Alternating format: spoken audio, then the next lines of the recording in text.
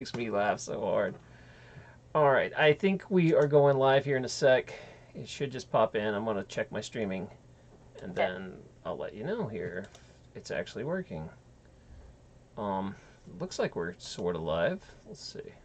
I usually go on a few minutes before just to make sure everything's up and running the right way. Yeah, cool. Sure thing. All right. Um. Okay, I think we're good.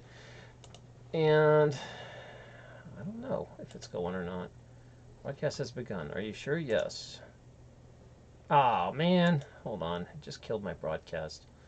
All right. I'm gonna cut this back light off really quickly. I think it's Yeah, making, go ahead. making the color look kind of funky. Do your thing. I'm going to try to set this back up because I apparently don't know how to stream anymore. There we go. I think it's streaming. I can't tell. That way All the right. color looks better. It had me looking all grayish. All right. I see some people over at D-Live. Hey, thanks, Carol. Thanks, Warhammer. Thanks for coming over there. Danielle, what's happening? All right. So some people are starting to scatter in a little. Let me just make sure all these things are up and running.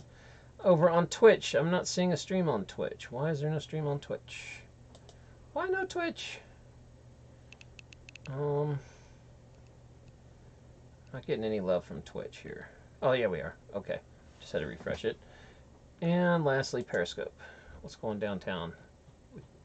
Is it Julie Brown or Judy Brown? I've forgotten. I think it's Judy Brown. No, Julie Brown. Downtown Julie Brown. That's it. You don't remember, do you? I have no idea. Oh, it was when MTV first started. There was a VJ called Downtown Judy Brown. Julie Brown. Julie Brown, I think. I think it was. I don't know. Someone will know listening. No, just Julie. Yeah, Danielle says Julie. Okay, somebody knows. All right, let's kick this thing up. It's almost 8 o'clock on my clock. Let me check the sounds, guys. That you were guys watching. Does Diane? Can you say hi for a second, talk, and make sure this is coming through? Sure. Hello, everyone. Diana here, live from St. Louis, where it's very cold, and I wish it was a little sunshine. Can you guys give me some feedback on her sound volume, Paul or Danielle? Can you guys tell me if that sounds okay? And Carol and Young Gunna, what's happening? And Warhammer, can you guys give me some feedback if the sound's okay before we dive right into this show? I'm waiting to hear from you. Sounds good. Okay, she sounds good. Awesome. All right, so let's kick a little music and... Oh no, I accidentally closed my music. Okay, well there's going to be no music. Diana, can you sing? Can you sing us something? Oh yes, I have a beautiful singing voice. When the windows are rolled up and nobody's around my car, it's great. Fantastic. Come on, sing us for us. Hey Jess, what's happening? Jess Trick. All right. Oh, there we go. D Live is kicking.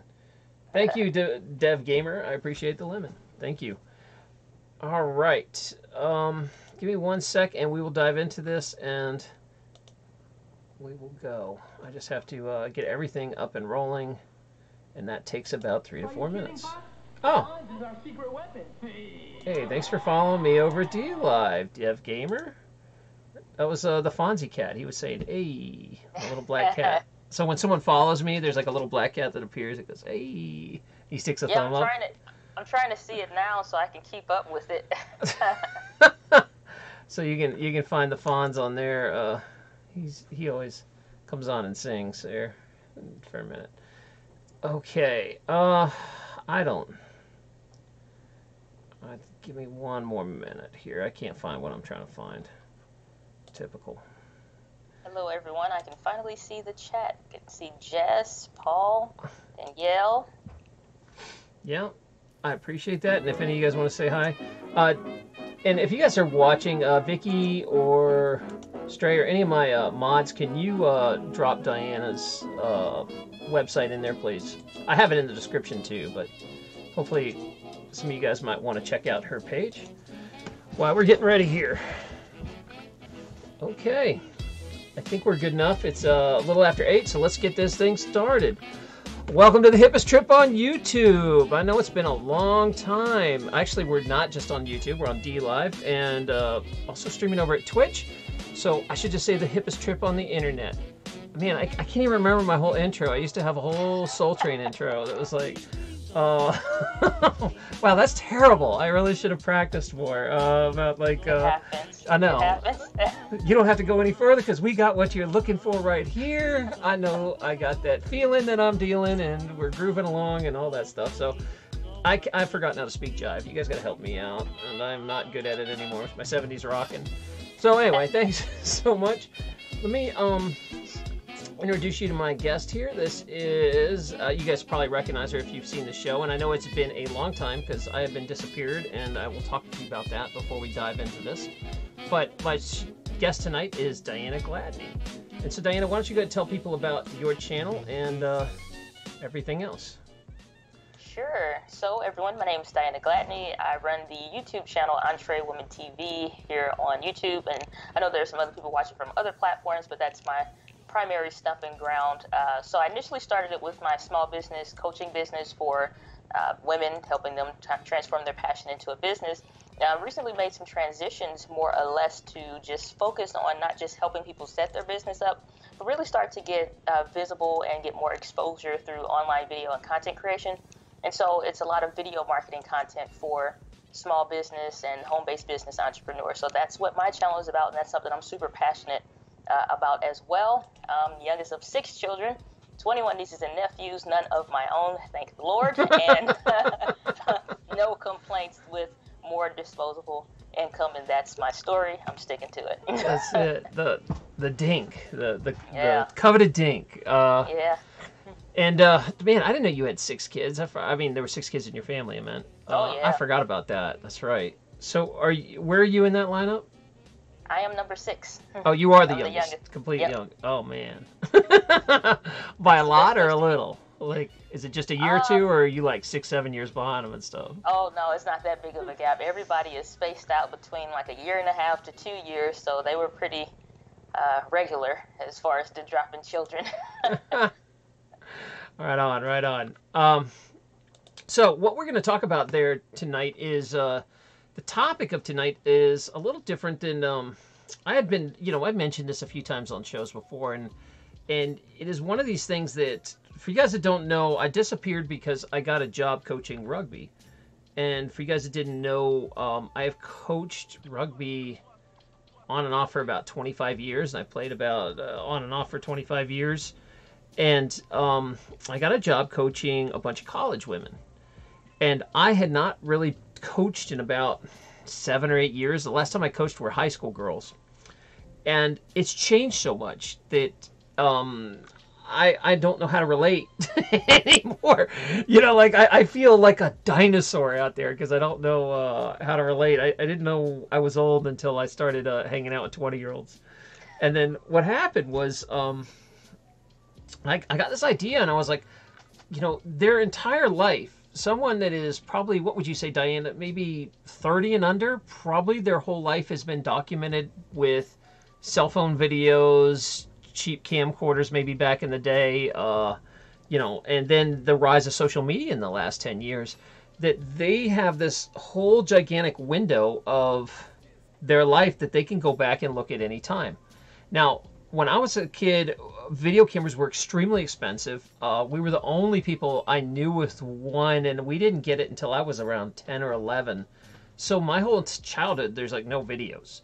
And there's only a few pictures, maybe 50 to 100 pictures of, and a lot of them are crappy, like, 35 grainy millimeter things. So I was right on the cusp of before everybody started filming.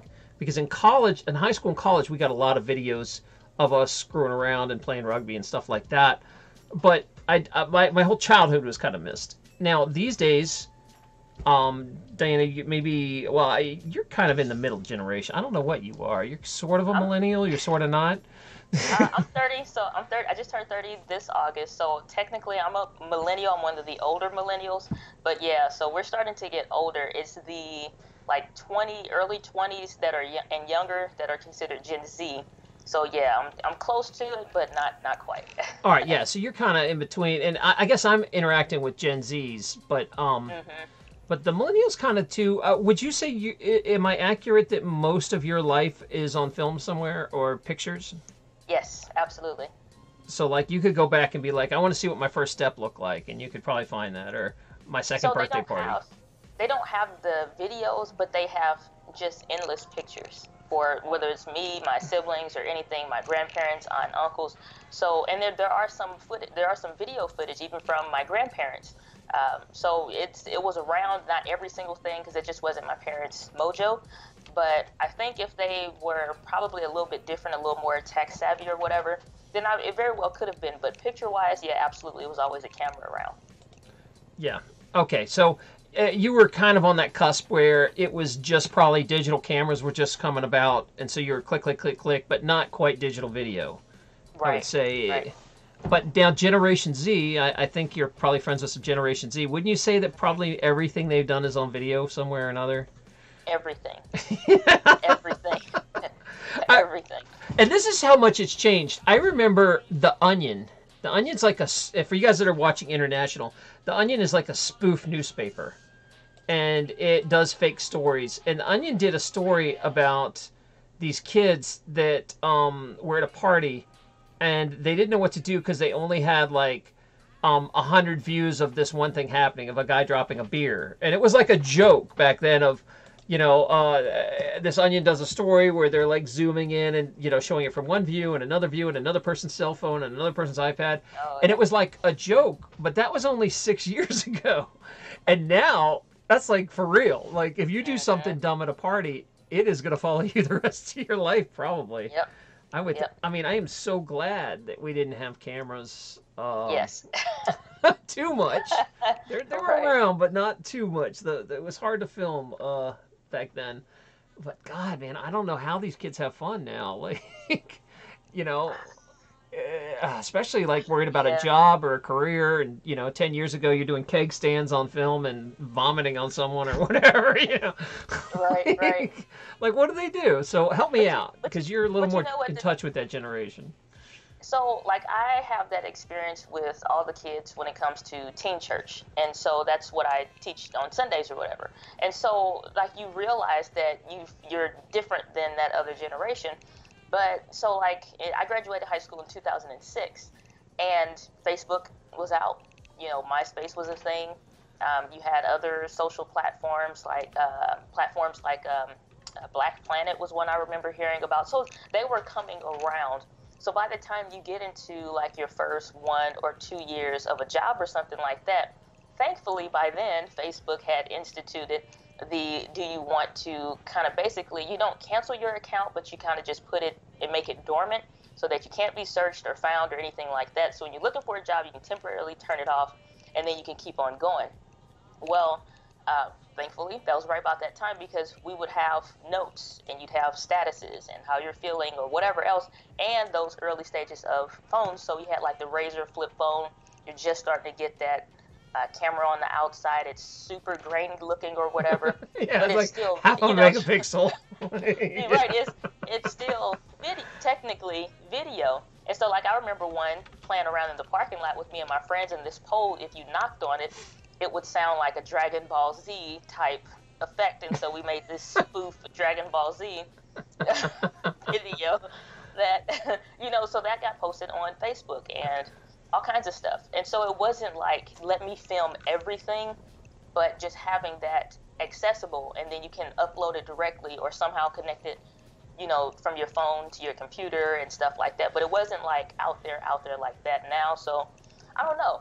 Right, like there's videos of us in our wild rugby days, but they are on a VHS somewhere. They're not like floating around the internet. Now they could be, someone got a hold of it, but now, I mean, gosh, all right, if you guys don't know, Diana helps a lot of mainly focuses on women entrepreneurs, but what kind of advice do you give a woman when she's like, I did a bunch of dumb stuff on the internet, but I want to get a job now or a career. What do I do? And or it's been recorded. What kind of advice would you give one of your clients? Delete it. That's the easiest thing, as best as you can, but be prepared to own it. So, like, that's just like if somebody feels like they got a secret on you, or I know something about you kind of deal. Because I had to do it for myself too. Because, again, so my college years were, for the most part, on film, and not everything is great. So everyone may not want to hire a coach that was drunk and passed out on the sofa, or there was some clouds floating in the air on the inside that day. So, there are things that takes more explanation than the actual picture. But, the easiest thing is to delete it. Now, one thing that I learned is that if it's some kind of digital upload or something, it technically doesn't go away. It's may not be as accessible, but there's a way to get that information if somebody absolutely wanted it, but just delete it and as best as you can, but be prepared to own up to it, because you can always show that you've grown from something. But versus if you're still into that lifestyle, or you're still into that crowd or whatever, it's better to say that, that was your early years, or some years ago you've made changes, and that's something that you're no longer into, because I think everybody can kind of see through a shield. And when you're not being honest, when you're not being genuine, and I think that's one of the things that makes video and social media all of what they are right now, is the transparency. And so, yeah, you just got to be prepared to own up to it and not be acting like you didn't do anything ever, you're perfect, because other people feel like, no, you've done something, and now I want to find out even more, versus if you just told me, or something like that, even if you did delete it. Yeah, I think that's a smart way to do it, because honestly, I don't know anyone that can point a finger and be like, oh, I've never done stupid things. And especially if you are going into a business where people are kind of your same age, they probably have the same dirt on them. I mean, they actually have services, especially like politicians and stuff use, where you can hire someone to bury all the negative stuff about you by putting a ton of positive spin in articles, and just jam that thing onto the third or fourth page of Google. So someone really has to search for you doing the keg stand, Yeah. Oh, hold on, Vic. I didn't realize that. One sec. And here we go. Sorry. Vicky was trying to add drop your link, and she couldn't do it because she wasn't a mod. Now I made you a mod, so you're good. And if you guys are just tuning in, I see a bunch of you rolling in late. My guest tonight is Diana Gladney. She is a why do you describe yourself? Kind of as a business coach, maybe? I don't know. It's just easy to say a small business and video marketing coach. Thank you. I never really know how to describe you, because if you watch Diana's channel, half her stories are about gear. Like, lately it's all been... And by the way, if you ever want to set up a vlog, or you want to learn how to use a camera, man, go watch Diana's stuff first. She'll save you a fortune. Because I always, when I'm like, hey, I think I want to get a new microphone, I'll go over there and snoop around, and she'll have a story on what mics she likes the best. And really well done, by the way. Oh, thanks. Yeah, I like how you test the mics, so you can hear them. That's nice. That's honestly, so like I've been uploading a lot from the Canon M50 series for video that I've been doing, and even before that, like you're right, it's been a bunch of gear videos. And the reason for that was because I was talking about different topics that would require somebody to, get more exposure, to be more comfortable on camera, to get their business more exposed. And a lot of people kept coming back, well, how do I do this? I don't know how to do this. You get emails and, messages in Facebook, and they're like, I don't know how to do these things. And so it just is apparent, okay, all the questions that I already answered for myself, let me start sharing those things so that all that stuff can get out the way, so you can actually start doing what you want to do, and that's no longer a hindrance to getting your business more exposure. Yeah, that's smart, because I guess that's kind of how you slid into it, is people wanted to do more online business, and they're like, I don't know how to record a video, or I don't know how to use a...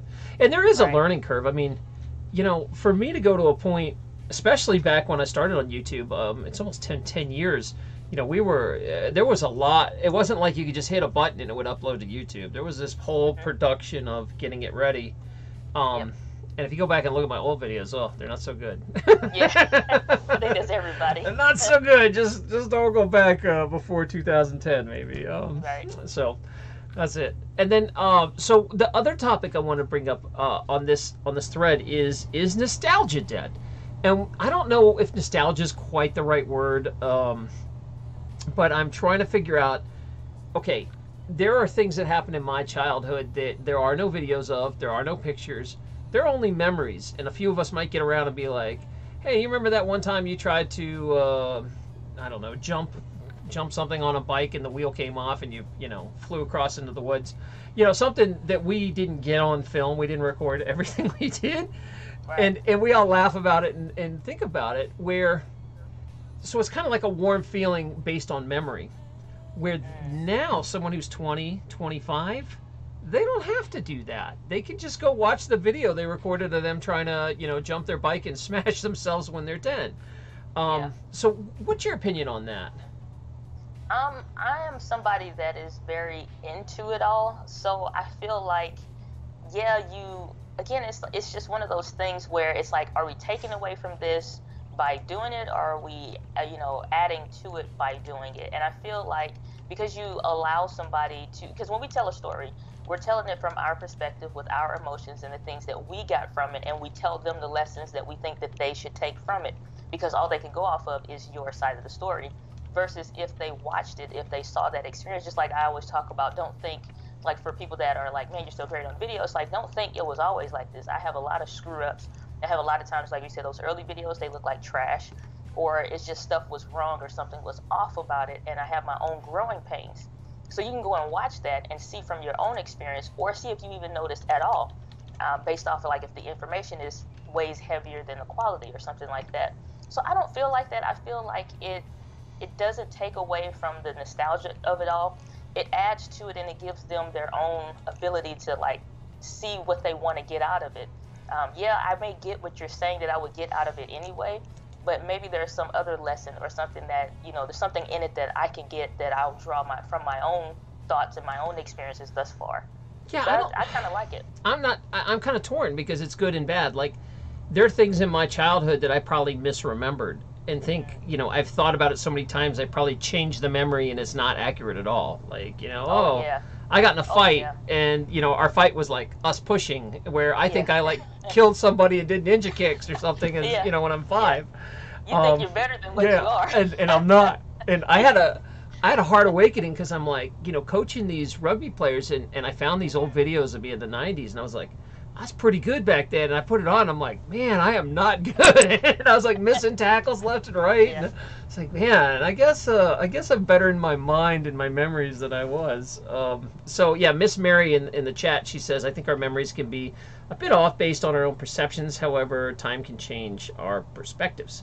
Yeah, and that's kind of where I'm going with that, Mary, is that it's one of those things that I think, you could totally not make yourself out to be something in your mind that you're not. And so I don't know if it's a good or a bad thing. I mean, it would kind of be neat. I really wish I could go back and watch, stuff from my childhood. That would have been neat.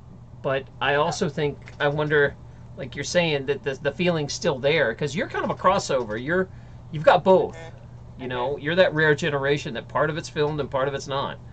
Right. So I think your opinion sways a little more than mine. I sound like an old man. Like, back in my day, this is how it was. And I'm only like a generation ahead of you. But you talk about seeing yourself on the rugby films and what those were like. But in the same way, I think about, so one of my most, I guess, tragic memories, so to say, at one point it was, and now it's not, because I was coming across a conversation with my parents, and it was something about a parent-teacher conference. It really wasn't anything, but I noticed that when I would ask my mom, could I do something, or would she come with me to do something, it was always no. And I said, Dad, did this woman even like me? What is the problem? Like, you get through 5 kids, number 6 you just don't like. What is going on? And so, that was a something like I really thought. And so I came on the tail end of a conversation, and she said, I dealt with the other 5, now you deal with this one. I'm not going to parent-teacher conference. And I just knew, at that point, I solidified it. My mom hates me. She doesn't like me. I don't know what I did. And so I carried that with me through college or whatever. And it wasn't until I moved back home, like in 2010 or whatever, that I realized what that conversation was or whatever. She just didn't want to go to parent-teacher conference. She didn't want to take me clothes shopping because she was starting a business. I didn't know that. I didn't see that from my perspective. Like Mary was saying, like, you don't know, and those things change as you become an adult. And so I finally asked her, what was that whole conversation, so I can get the full picture? And she was like, yeah, it's not that I didn't love you or care about you or anything like that. I just didn't want to go to parent-teacher conference. It was some things coming up I wasn't going to have time to do, and to bring in the money that we eventually had to pay for all the stuff that you wanted. somebody had to do something more than just your dad's job. And so I never realized that. I never could have told you. I just figured like, oh, she got this business. This business is more important than me. She doesn't care about, my basketball game. She doesn't care about my band practice or whatever. But again, if there was a film for it, I could have, hit that replay and got the whole thing. But, it's like, so yeah, it definitely makes a difference. Yeah, and it's something I think a lot of us have to deal with, is that you got to stop looking at your parents as parents and look at them as people. Like, I'm thinking, I used to have a lot of anger towards my mom because she raised 4 boys kind of on her own, basically. And by the time, I'm like you, I'm the youngest. By the time I was, getting into age, she was like, I am done raising kids. You raise yourself. I'm going out and having fun and having my life. And so I kind of had a little resentment that she just bailed on me for my high school years. But then later on, as I got older, I had to come to the realization that, this woman's like in her 30s, the same age I was, when I come to the realization, and she's got 4 kids running around that are terrors by herself, and I'm thinking to myself, she's just a normal human trying to deal with the situation. Of course she needs some time to herself, of course.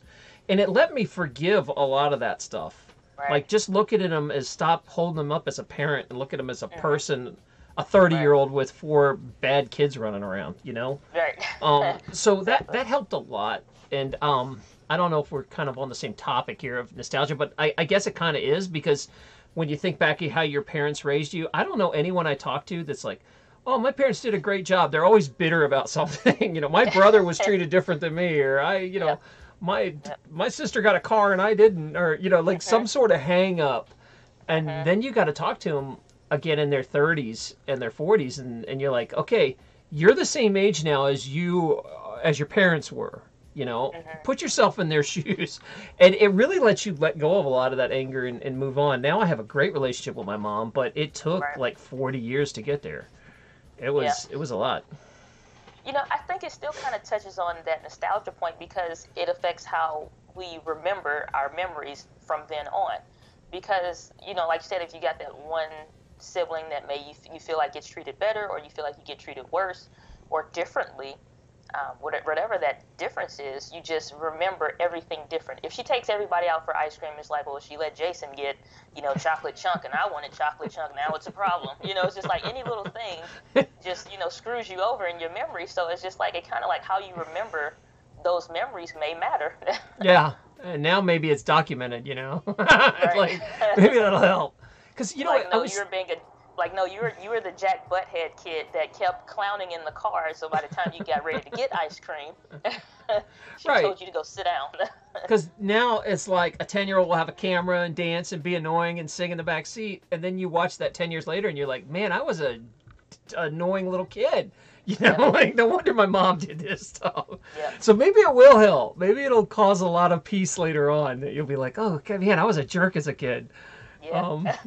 So, yeah, maybe it's a good thing.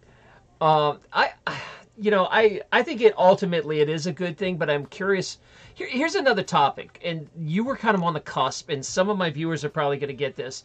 When we were younger, especially when I was growing up, we had 3 channels, maybe 4 if you lived in a big city.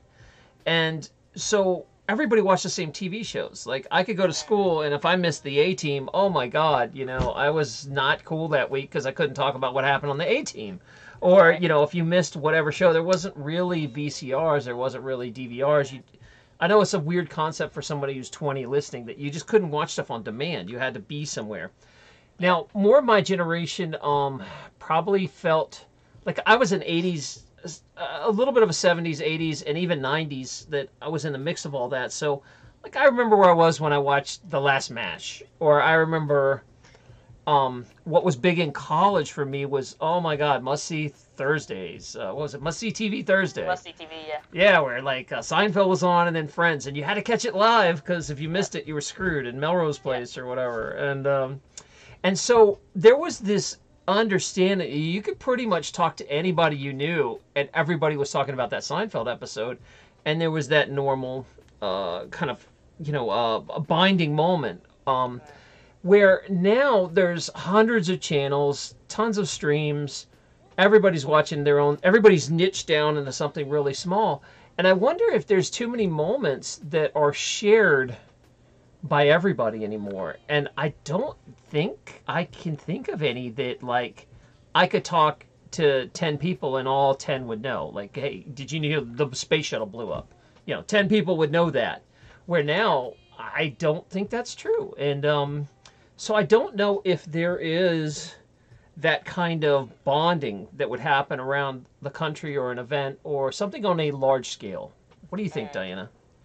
I feel like we have more content than we ever had before, but I also feel like in a way that's a good thing, and then in a way I think we were forced to share in the same content because I'm sure at the time I remember talking to coworkers and they'll say I remember when the TV cut off they'd say the national anthem and that's it. Yeah. And so so like even coming home from school we had a black and white TV and we had a color TV. And not Jenny Craig, but Jenny, I can't remember what her name was. She would be on TV. Jenny Jones. Jenny Jones. Jenny Craig. Jones. Big difference. Right. And so you have her on TV, you have all these other people, Jerry Springer and whatever else. So we were forced to share in that content unless you just did not like that content. And so, but I think though it's better in a way, as a whole, you don't have like maybe an entire generation that's sharing in the same content, but you have more micro communities. So like we're doing this stream now, and anybody that's going to be on this stream is only here for a couple reasons. They search the topic, they know you, or they know me, or something like that. And so I think we're in a space where there's so many more micro communities. You don't have a whole bunch of people sharing in the same stuff at the same time, unless it's like massive news or some massive change that's going to affect maybe everybody. Yeah. But I think it's kind of better though, because you can always find your quote unquote your people wherever. I can always go find the Dragon Ball Z people. I can always go find the video game people. I can always go find the such and such booktuber community or whatever. And so I kind of like it because you don't feel as weird or as different because you find your group of people that are into the same stuff.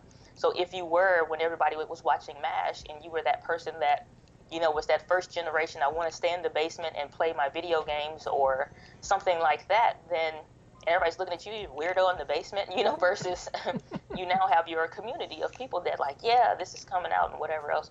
So I don't know. I kind of feel like it's better because you're not forced into one train of thought, one train of content, one, end result story that they kind of want you to have. You can have your own group and your own community, and it makes it kind of more unique and more special so everybody fits in their own little groups.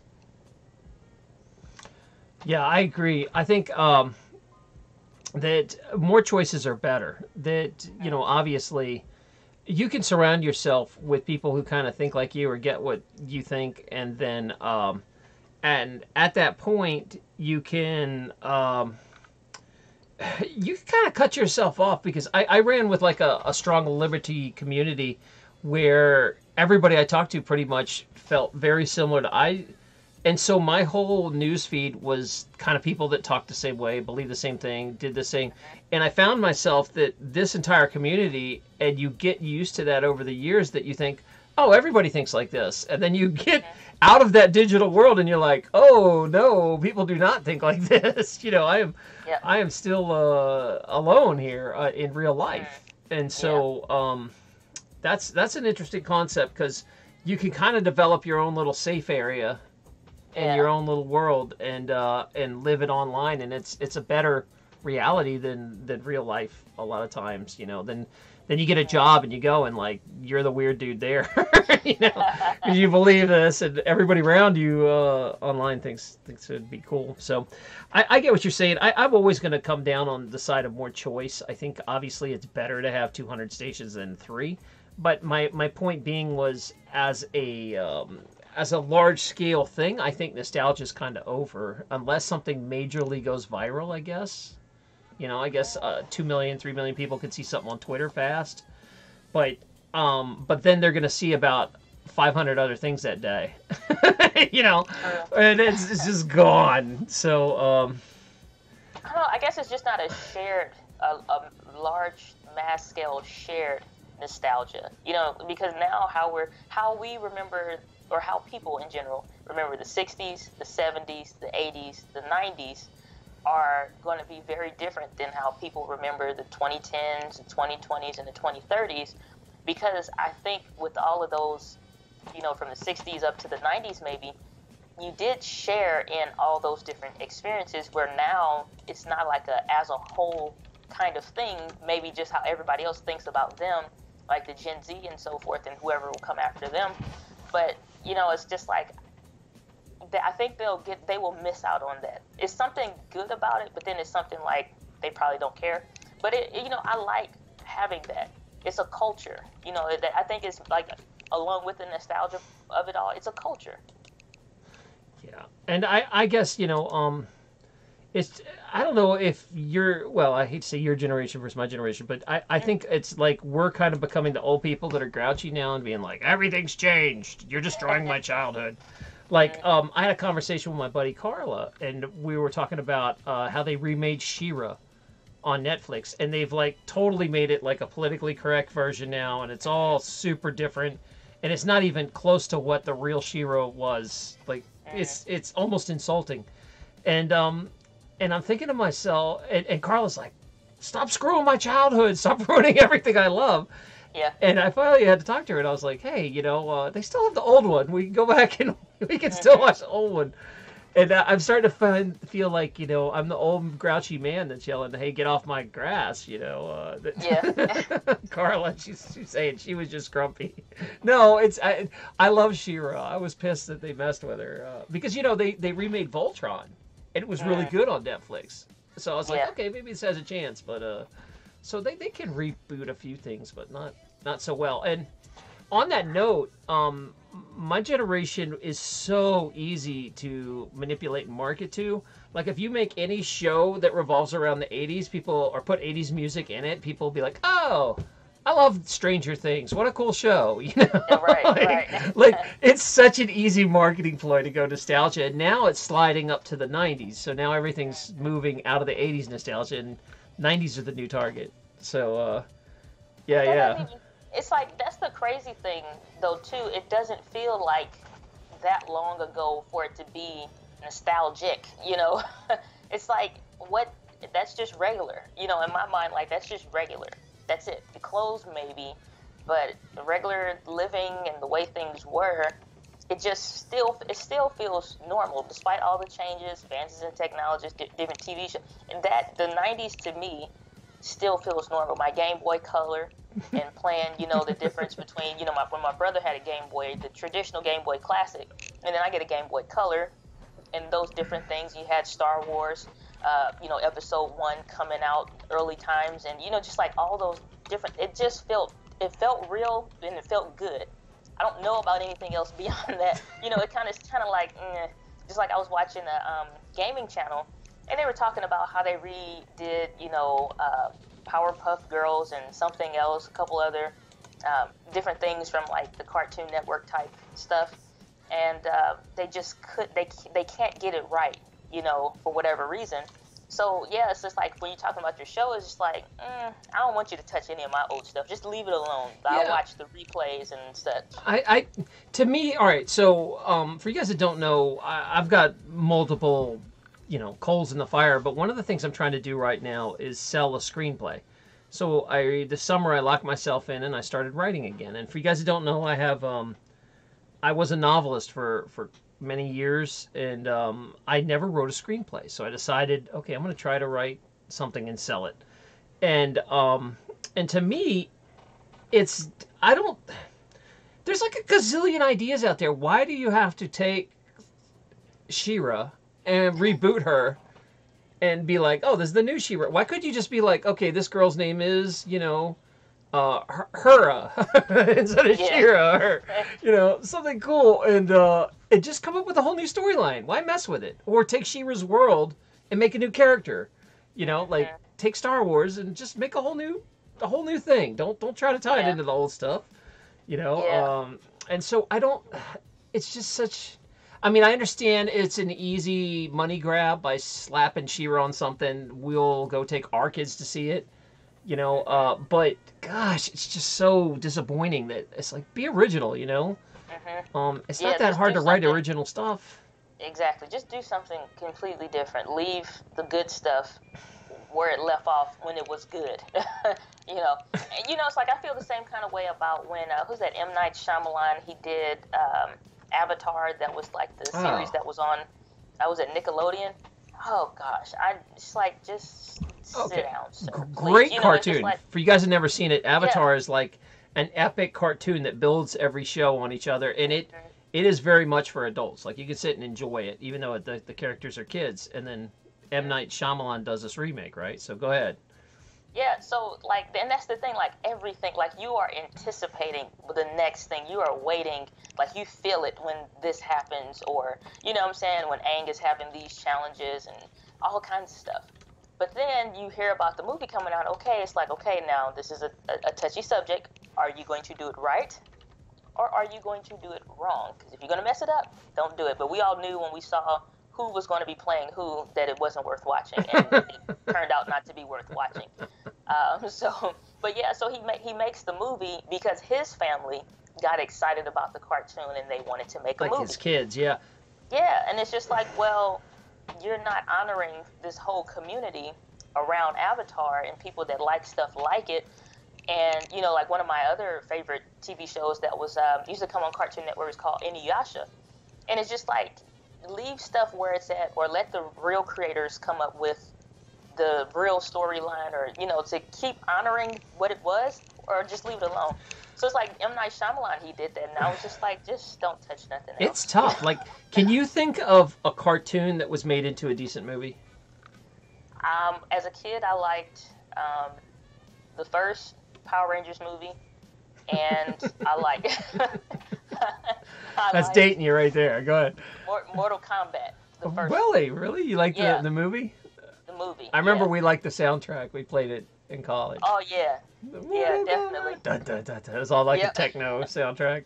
So, because the first one felt very 90s. It felt 90s appropriate. If you watched it now, you see the corny bits that stand out. Or I tried to watch the Power Rangers from like 93 or 94 or something like that, the regular TV show. And I'm like, this looks so much more amazing in my mind when I see the Putty Patrol. But, and I'm just looking like Yeah. this brother got a sheet on or some pajamas. What's going on? Yeah, and they're supposed to be like giant robots fighting each other, and it's Yeah. like a guy in a sheet fighting, Yeah, and I'm just fighting like, another I guy in should've- pajamas. And I felt bad ever since then. I'm like, I should have never rewatched it. I should have never watched it as an adult. I should have just kept it in my memory Yes. the way I remembered it, because it was epic in my memory. And now Right. I'm watching it, I'm like, they just all. And you I can was just like, ruin your nostalgia by going yeah, back and watching it. it burns it bad. So, but yeah, the only one. Those are the only two movies I can think of. The first Power Rangers movie, because it had the real characters from the TV show in there, and it was still had the same vibe. And then the Mortal Kombat movie, because even though like the game was gory and stuff like that already, but it still just had the right feel. And I think that was all we kind of wanted, to just see real people, the same emotions and challenges or whatever, and that did it for us. And so some of the people in the chat are talking about this. Carol says that Transformers. Now, I don't know if yeah. you mean Transformers, the cartoon, when they released a movie in the 80s, I think it was 86, where it was hardcore. They killed off all the Transformers. Even Optimus Prime got killed. Now, you're like crying as a little kid. You're like, what happened? All right, so you guys don't know the history of that. Transformers makes, they come out with these, the toys were around first. Then they decided to make a cartoon and promote the toys, kind of like He-Man. So they make these cartoons. And then they start making more and more Transformers. So they want to kill off all the like 1984 and 1985 line. So they have Transformers the movies, and they kill all the characters that you've been watching. I mean, all of them are dead by the end. And you've been watching these characters as a kid for like, 2 years, and you're really into it. And you go see this movie in the theater, and you're like, what just happened? And they just like murdered your childhood in the theater. So I don't know if you're talking about that one, or if you're talking about the Michael Bay reboot of the Transformers, which I have never seen. I've never seen any Transformer movies. I don't know if they're good or not. So The newer ones I can vouch for. I haven't seen some. I think maybe like the last two that came out. but the like at least the first two movies that I saw, the first two Transformer movies, those for it to be modernized and stuff like that, they did the right blend of all the right stuff, from them turning into a car, the sound effects for the metamorphosis from a car to an actual well done. bot. Okay. Yeah, it was like when you went to go see it in a theater, you were proud that somebody took the initiative to care about the voice, the right kind of vibration coming through the wall from the bass, and with every little thing, their steps, all of that. So I can vouch for at least like the first two movies. All right, so there you go. There's one cartoon that actually did well. As the Transformers got rebooted well. As I was saying, the Voltron, Netflix picked it up and made it, and it's quite good. I like the new Voltron. Vicky says Care Bears was made into a movie, and Ninja Turtles. I'd never seen either. So any of the movies any good? Care Bears or Ninja Turtles? I cannot vouch for Care Bears. I have no idea, even from the cartoon. But I remember the Ninja Turtles movie from the 90s, with Shredder and all of it was grungy, but I think the right kind of grungy. It made you want to see more. So it was okay. Yeah, right. It was good for the time. And then someone, Dead GPK, is laughing about the He-Man movie. Yeah, the He-Man movie did not do well, and it was nothing really like He-Man. They did not have the budget to put like Orko and all the characters in, so they just stuck in new characters that you've never heard of just to make it work. All right, Pyramid's saying the Batman series, Superman, Spider-Man. I guess the superhero movies. I guess technically they did have cartoons that became movies. Although I don't know if they were movies, then cartoons, then movies again, or a TV show.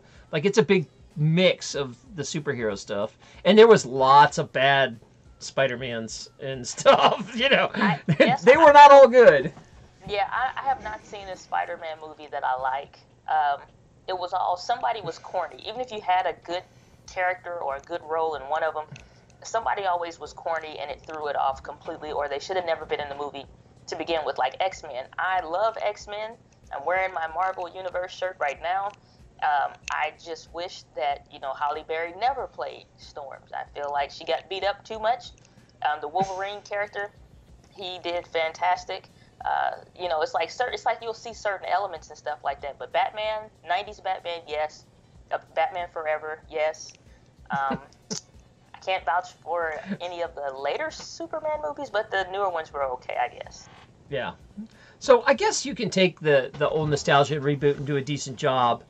I'm okay if they do a good job, but it seems like it's such a gamble that most of them go horribly wrong. Yeah. Let's see, the only other okay, I'll take it back. I like one cartoon that got made into a movie, and that was Black Dynamite. Black Dynamite was awesome. That movie is so funny. So funny. I didn't see it. Oh, you gotta drop. If you like the Boondocks, you'll love Black Dynamite. Okay. It's by Carl Jones, so it's the same creator. Gosh, so funny. So funny.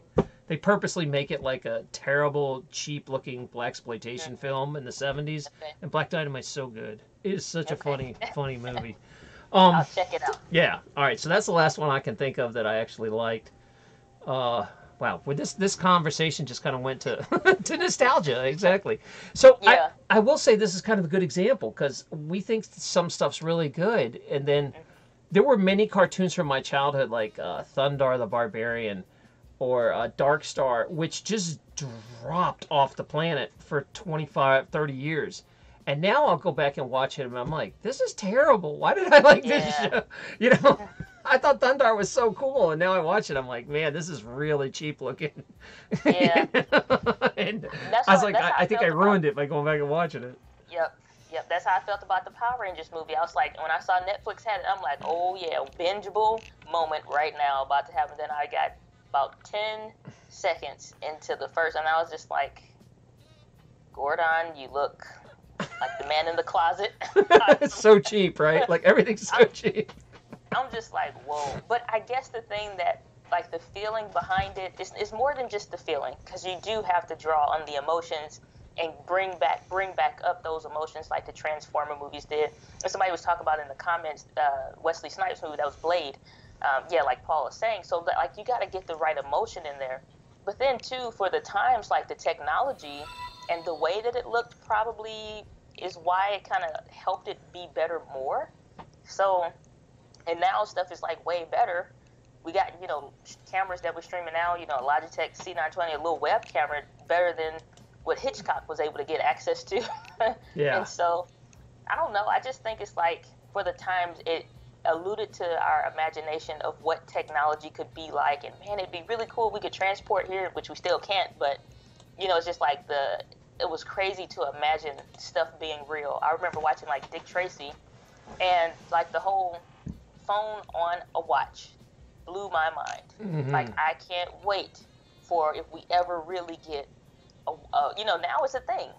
And it's just like, it's like, it's not as good as Dick Tracy's, But yeah, I can, you can do emails on it, but not as cool as Dick Tracy's. It's not as cool. It don't have the buttons. It's not the right band, but, we'll take it, Apple. We'll take it. And, I don't have kids, so I don't know if you have nieces and nephews, if you can answer this question, but okay. These days, when I was a little kid, it was mainly puppets or really cheap animation, and you could kind of tell this thing wasn't real you were watching. Mm-hmm. But now, like a 3 or a 5-year-old, you can watch a talking dog movie where it looks real. Like those dogs are talking. Yeah. And I wonder how much that screws with a kid's reality, because, at a really young age, could you really differentiate? To me, that would be real. Like, I'd go talk to my dog and be like, why isn't he talking to me? Why isn't he having an adventure and driving a car? And, like... Yeah. So, I think it's just like, we still got a chance to use our imagination along with, I guess, as best as that TV show or movie could do. Like, I like the PBS channel specials called Wishbone. And so Wishbone never even moved. They just have him on camera looking around, and he'll be saying stuff. You're just looking around like, I can't believe they did this, and da-da-da-da-da-da. And the dogs, they have no actual digitized mouth movement at all, and it's the greatest thing ever. It's just like, so now it looks legit. And it's just kind of like, funny. because you could imagine, you still could imagine, or you'd want to, go in the backyard like, okay, Roscoe, tell me a joke. But you just, best you could do was imagine. I guess these kids, they get so much technology, they don't have to fully imagine all the things about all the stuff, and I wish the dog could do this, or I wish this character could do this. Now they just they watch it, legit do it. Yeah, like, what a big deal it would be to have a dog that could talk, and now it's like, you can see it on a commercial where they're selling you cereal. It's not like it's not this big breakthrough thing. And I wonder really if it helps imagination or hurts imagination. Does it make you have less imagination, or does it open you up to be like, oh, well, that's cool, I wonder if this can, gosh, there's so many children's movies now about, I forgot the word. When you give human qualities to something, you could have like 3 rocks and a piece of wood go on an adventure, and they would have a whole conversation. Like, it doesn't. They can make anything now that talks. Anima Fort. I can't remember the word. There you go. I know what you're talking about. I can't think of the word either. If you guys are watching, know it. It's like, I think it kind of hurts imagination, because we'll watch something like, so my youngest nephew is 3, and my oldest niece and nephew is like 20. So I got 21 nieces and nephews, so I got just about every age group to go around with. So like next weekend is a big weekend at my house, because I got 2 sets of nieces and nephews having this big sleepover over here. And so we'll watch movies and stuff, and I'll try to share with them something older. It's like, okay, you guys won't believe this is the most amazing thing you've ever seen. And then I'll hit play, and they're like, Auntie Diana, that's not even real. And it's just like, y'all suck, okay? Y'all need to get your life together. This is amazing. But, it's like Homeward Bound is one movie that I remember. It was like the 2 dogs and a cat. And, again, no mouths moving, no anything, but full of emotion, full of everything else. And you really could not wait till the end. Like, are they going to find their way back home? And, is Sassy really going to stay lost with this other guy or whatever? And so it was still, like, cool to imagine if they had really done those things or whatever, because their physical body would be moving or towards this, or they'd run away or whatever. But now it's just kind of like they want to see all of it. and they want it to be like legit good, and it's like the quality for a kid too is too high now. They their imagination kind of gets tarnished a little bit. So that's just kind of what I gather from being around my nieces and nephews a lot. They don't have as much imagination to think about. They're too logical. That's the thing. They're too logical. And they're too inundated. Like, it was a big deal to see a cartoon when I was a kid. There wasn't many, and like, I remember getting so excited to watch like Rudolph at Christmas or Charlie Brown. Like, we'd always, I'd like freak out if I missed Charlie Brown, for Halloween or whatever. And because once you missed it, that was it. See you next year. Yep. See you next year. Or like even like those, I guess it would be stop motion animation. Yeah, the Rudolph. The Rudolph stuff. And those it's just were like, huge. It's clay figures, and they're kind of moving all choppy and whatever else. The Rankin Bass. It's the best thing since sliced bread. Let me throw this out to the audience too. For you guys that have kids, will they watch lower quality stuff now that they're raised in such a digital age? Like, could you put on a Rankin Bass Rudolph movie and they'll love it as much as we did, or is it just like, whatever, it's one of a million things? Do they have the same reverence for, like, is a good story no matter what the animation looks like? You know what I mean? Is it about the story, or is it about the animation's effects when you're a kid? And I don't know, because you guys will have to tell us in the chat, unless you have an answer, because you have a gazillion nieces and nephews. They want a little bit of both. From my experience with the kids, they want a little bit of both. It can't be too bad off, but again, they have smartphones. Almost every last one of them has a phone or an access to a phone or some old phone that one of the other kids had, even if it's not on for cell phone service. So they can play games and apps, and so the quality for the game is too high comparative to something that's old.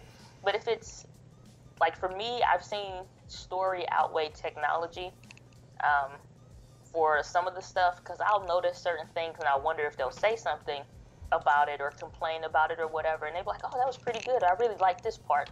So that part of technology was not a factor because the story was good or the emotion was good, and they just got, kind of zonked into it. So I think if the story is strong enough, or if it's moving enough, then they're stuck into that world and they don't really snap out of it. I think much like how we did, but they may still subconsciously maybe notice it a little bit. Yeah, I remember watching a video with, I was watching Home Alone, and there was like a little 7-year-old or something, and she just could not get over the fact that, in Home Alone, the kid gets left by the parents. And she's like, well, why doesn't he just pick up his cell phone and call his mom? And it's like, that ruins the whole movie. Shush. There's no cell phone. The movie be over like that.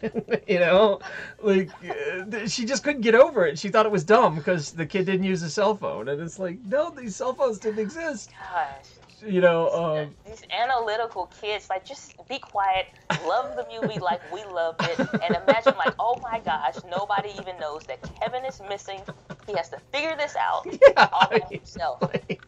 I mean, like, just enjoy it. Dang, it's like seriously, it's just like, again, they're too analytical. It's not even a fact like to be too smart, but it's just like, chill out, like, be a kid, making me feel nervous, and they're raised into a good thing, really. They're raised to not instead of having conflicts, they do compromises, and they collaborate. That's the key. That's the 50 Cent word. They collaborate everything. Yeah. So I'm sitting here watching it, and she's like, why doesn't he just talk to the burglars about not stealing stuff? Just shut up and watch Kevin drop a can on this guy's head. Right, they need to get hit. It's like, why wouldn't you just talk to the burglars? Why didn't you just call the police? They would have been there in 5 minutes. Oh man, it's just such. My brain is not wired for now. I don't know how to talk to these kids. I don't know. They, like I said, that whole transparency thing, like the stuff that we appreciate maybe as adults is what their first experiences of nearly everything is. So like they can't even be sold. So that everybody was talking about when Sears announced that they were pretty much kind of like going out of business or whatever, going bankrupt. And everybody was going, again, that's another, like, I guess, nostalgic point, like, oh man, you remember the magazines and get the catalogs around about this time of the year? And it's like, yeah, I go straight to, you know, like the section where it's got, you know, the toys and all the different stuff, and I'm putting, you know, these notes everywhere. It's on page 27 in the back. It's code number. For guys that that are like 20 and listening, we didn't have the internet, so we'd get these giant like JCPenney catalogs. They were as big as phone books, and we would just like leave our parents all these notes of what we wanted in the catalogs. You remember that? Yeah, you have to be strategic. So that's the thing. I'm the youngest of 6 kids. I need to make sure that what I want is very clear. So when you reach for the doorknob handle to get out the back of the house, it's right there above the handle. Where my parents would reach to open the cabinet to get their toothpaste, it's right there. It's going to be everywhere where you need to get access to. Like, you have to be methodical and strategic about these catalogs, you know, and what you want. But now it's just like, hey, Mom, I'm going to send you the link for what I want off of Amazon. Yeah, great, thanks. Appreciate it. Yeah. You're great. It was like this big production of, you know, and usually, like, you got one gift, so you had to pick good. Like, it was one good gift and then maybe, like, a bunch of $5 throwaway gifts, you know, like stocking stuffers, candy or whatever. Yeah, or clothes or something. Yeah, socks. Oh, man. And so now people were saying that they're sad because the Sears catalog's completely dead in that experience. There is some fun nostalgia to that. That is kind of fun. Supposedly Amazon is going to do it. And when they heard that Sears was going bankrupt, all of a sudden this magazine is going to come out, this catalog. So Amazon, I guess, will be mailing everybody a catalog. How? That will probably be like, I guess if you have an account. No, I mean there's like millions of stuff on Amazon. How would they make a catalog and send it out? Like, you'd have to pick like the top sellers, the top 100 sellers in each category. Like, how would you scale that down? The choice on. Yeah, maybe whatever makes the first 1 or 2 pages of the major categories kind of makes it in. Maybe. Yeah, that's what I'm thinking is the top stuff. Yeah. Monochromatic Stains, thanks for joining us, John Liberty. And let me say some of the things here that is going on. That the Carol says, did you know Sears Roebuck used to sell build your own home kits back in the day? That's right, you could order a house from the catalog. You could order machine guns from the catalog way back in the day. And then someone had talked about oh yeah, Carla's like, my kid emailed me her list from Amazon this morning today. So yeah, that's, I guess, how it's done now. You're just like, here's the links, ching ching ching. No pictures, no prices. We have to be methodical. Like, it's dropped down from $89 to $62, Mom. It's in the catalog, age 27. Yeah, do you remember, like you were talking about, you had to leave them strategically. And if you guys ever watch Christmas Story, you can see that happening in Christmas Story. He's like leaving the BB gun articles like in the paper and stuff like that. Yeah, that's what it was about back then.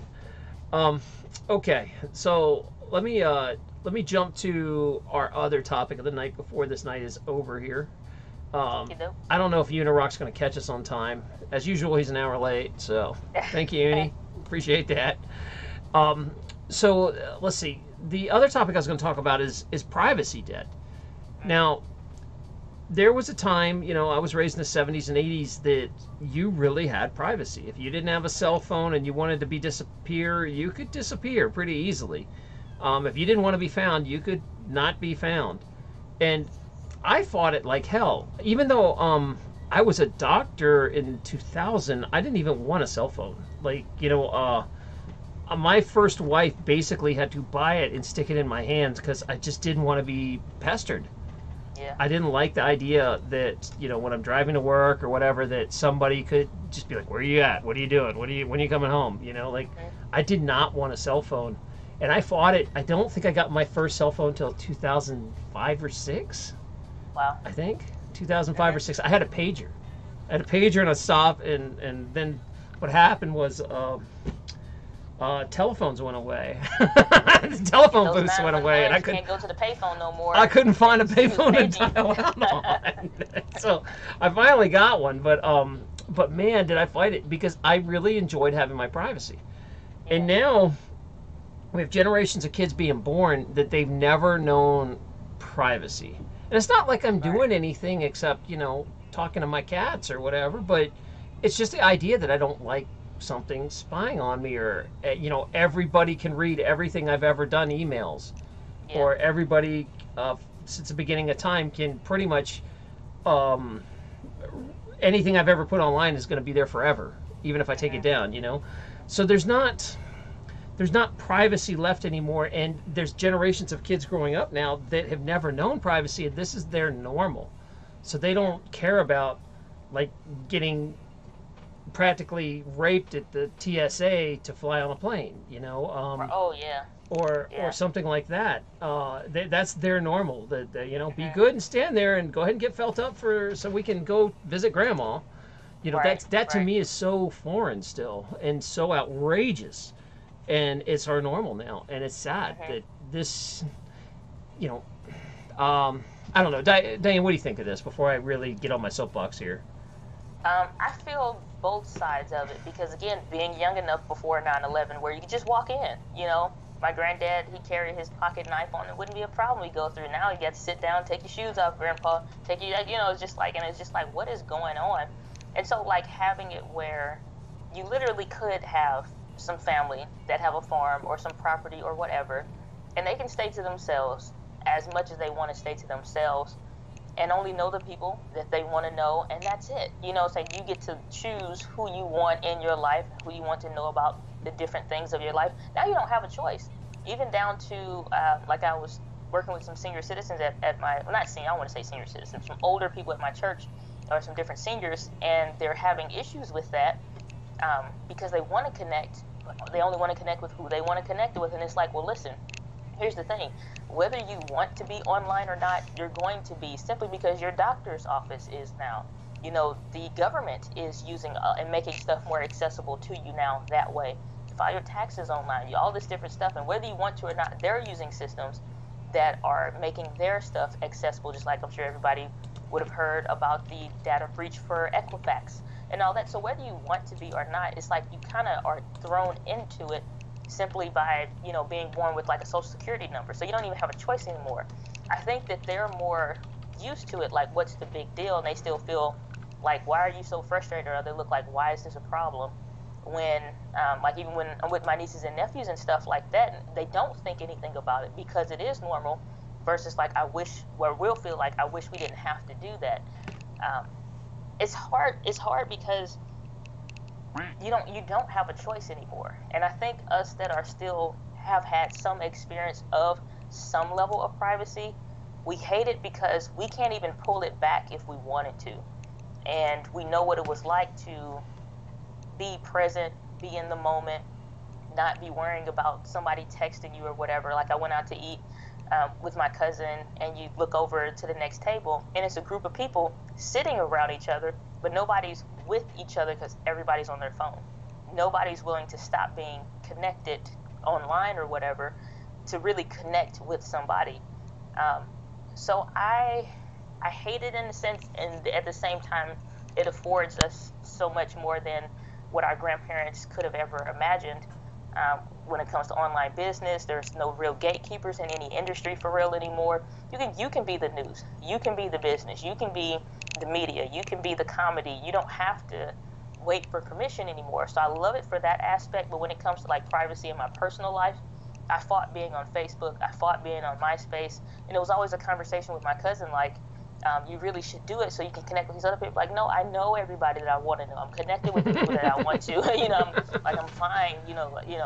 So I fought it for a good while, and it still felt weird to do any of this stuff because we're connecting. We're connecting with the audience and the community here, but at the same time, we're sitting in the room by ourselves, so it feels weird. We're exposed versus feeling what it feels like to not be exposed in any way whatsoever. So it feels weird. Well, I think even 10 years ago, you had a choice. There was a choice if you wanted to use technology, you could do it privately. Now Mhm. there's no choice. Your stuff, I mean, you really have to work hard to keep your privacy online. Um, and it's, if you carry a cell phone now, everything you Mhm. say is recorded. Deal with it, believe it, because I know it sounds conspiracy, but it's not. I got a bunch of heat for having Alexa. I have an Alexa unit, Oh and yeah. people are like, I Yeah. can't believe you have that thing, and I'm like, you have a computer and a cell phone you carry everywhere with you.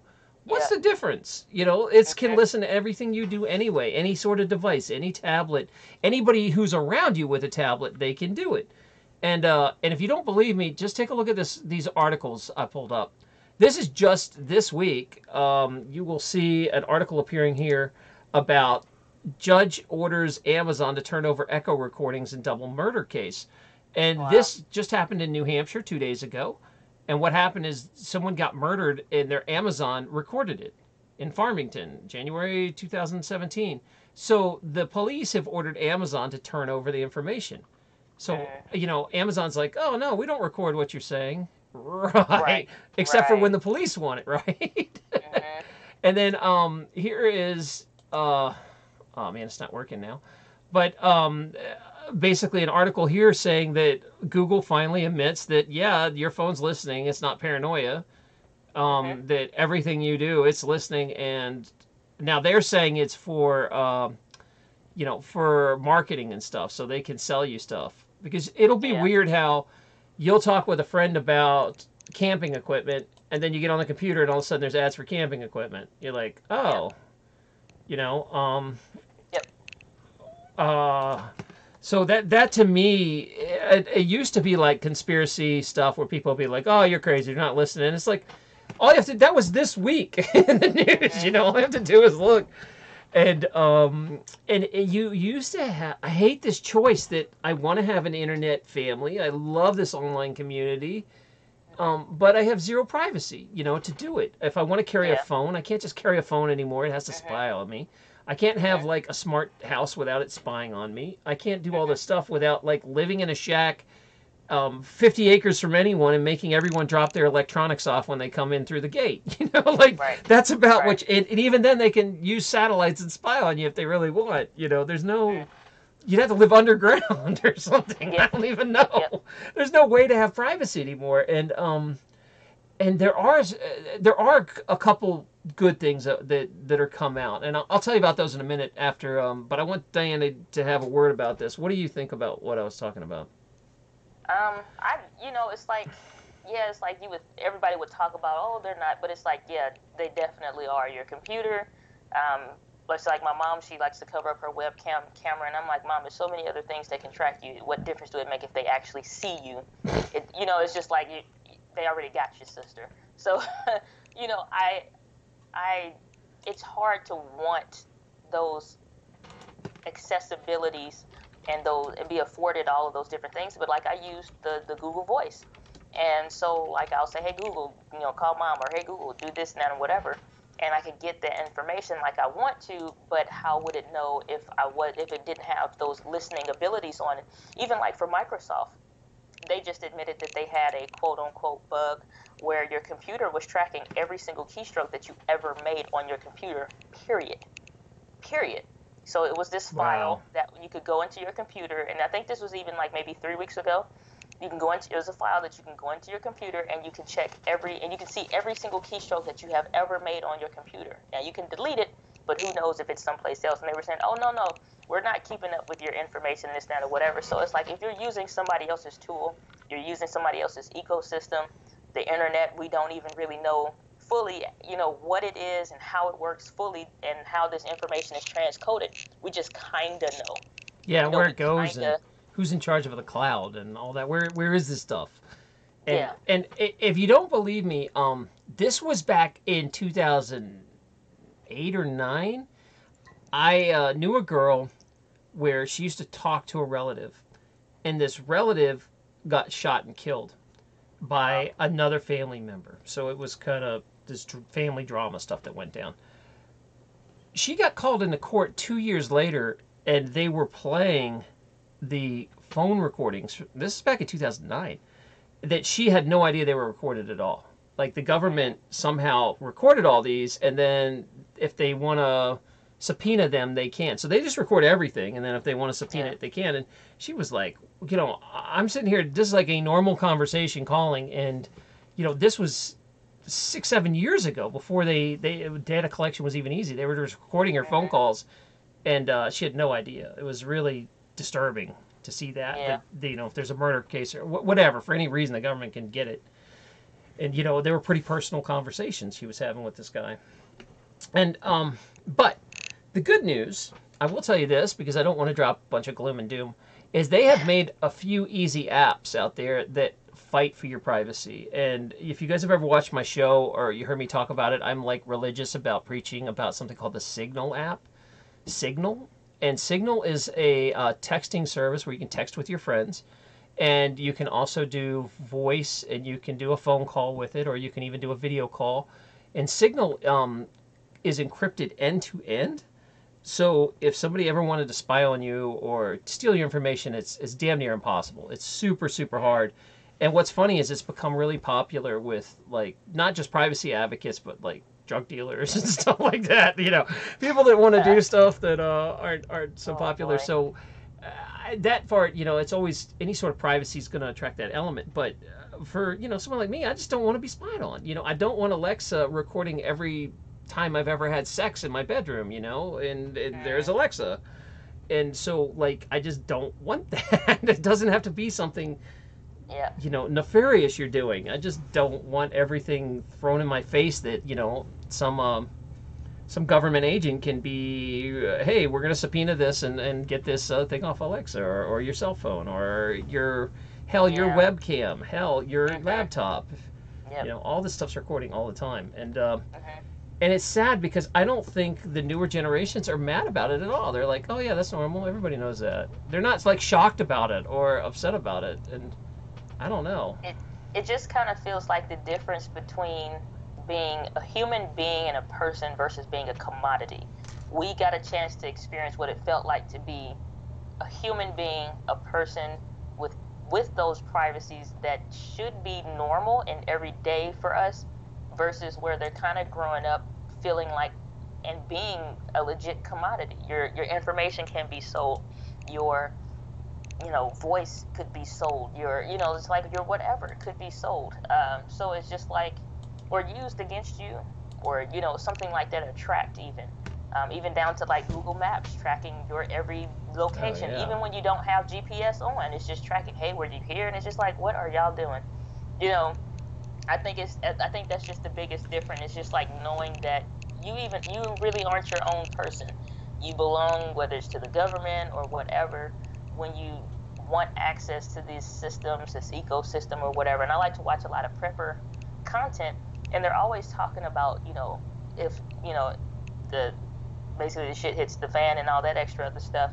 But what happens if you wanted to be off grid? Could you totally really be off grid? And the answer is kind of like no, because even if I was, let's say I'm in a remote bunker right now and nobody knows where I am in this, that, or whatever. I'm using all these technologies, or I'm walking with you in the field, but you got your phone, so they will hear me just because you have your phone, unless we're in some dead spot someplace in the world or something. So it's just like, whether you want to or not, you can go to the grocery store, or you just want to use some simple basic stuff, you're still going to be tracked. I've even heard crazy stuff, whether or not it's true, I can't confirm it, to where, certain fabrics through Walmart have certain encoding or certain things in them and stuff like that, and you can be tracked. Your money, debit cards, people getting chips in their hand now, all kind of crazy stuff. But, it's crazy until 5 years from now. They would have said it was crazy that Alexa recorded everything, but I just showed you a case that the police are subpoenaing it. It's like, okay, we're not that crazy. And of course, I mean, if you were a government, wouldn't you want to record everything your people are doing?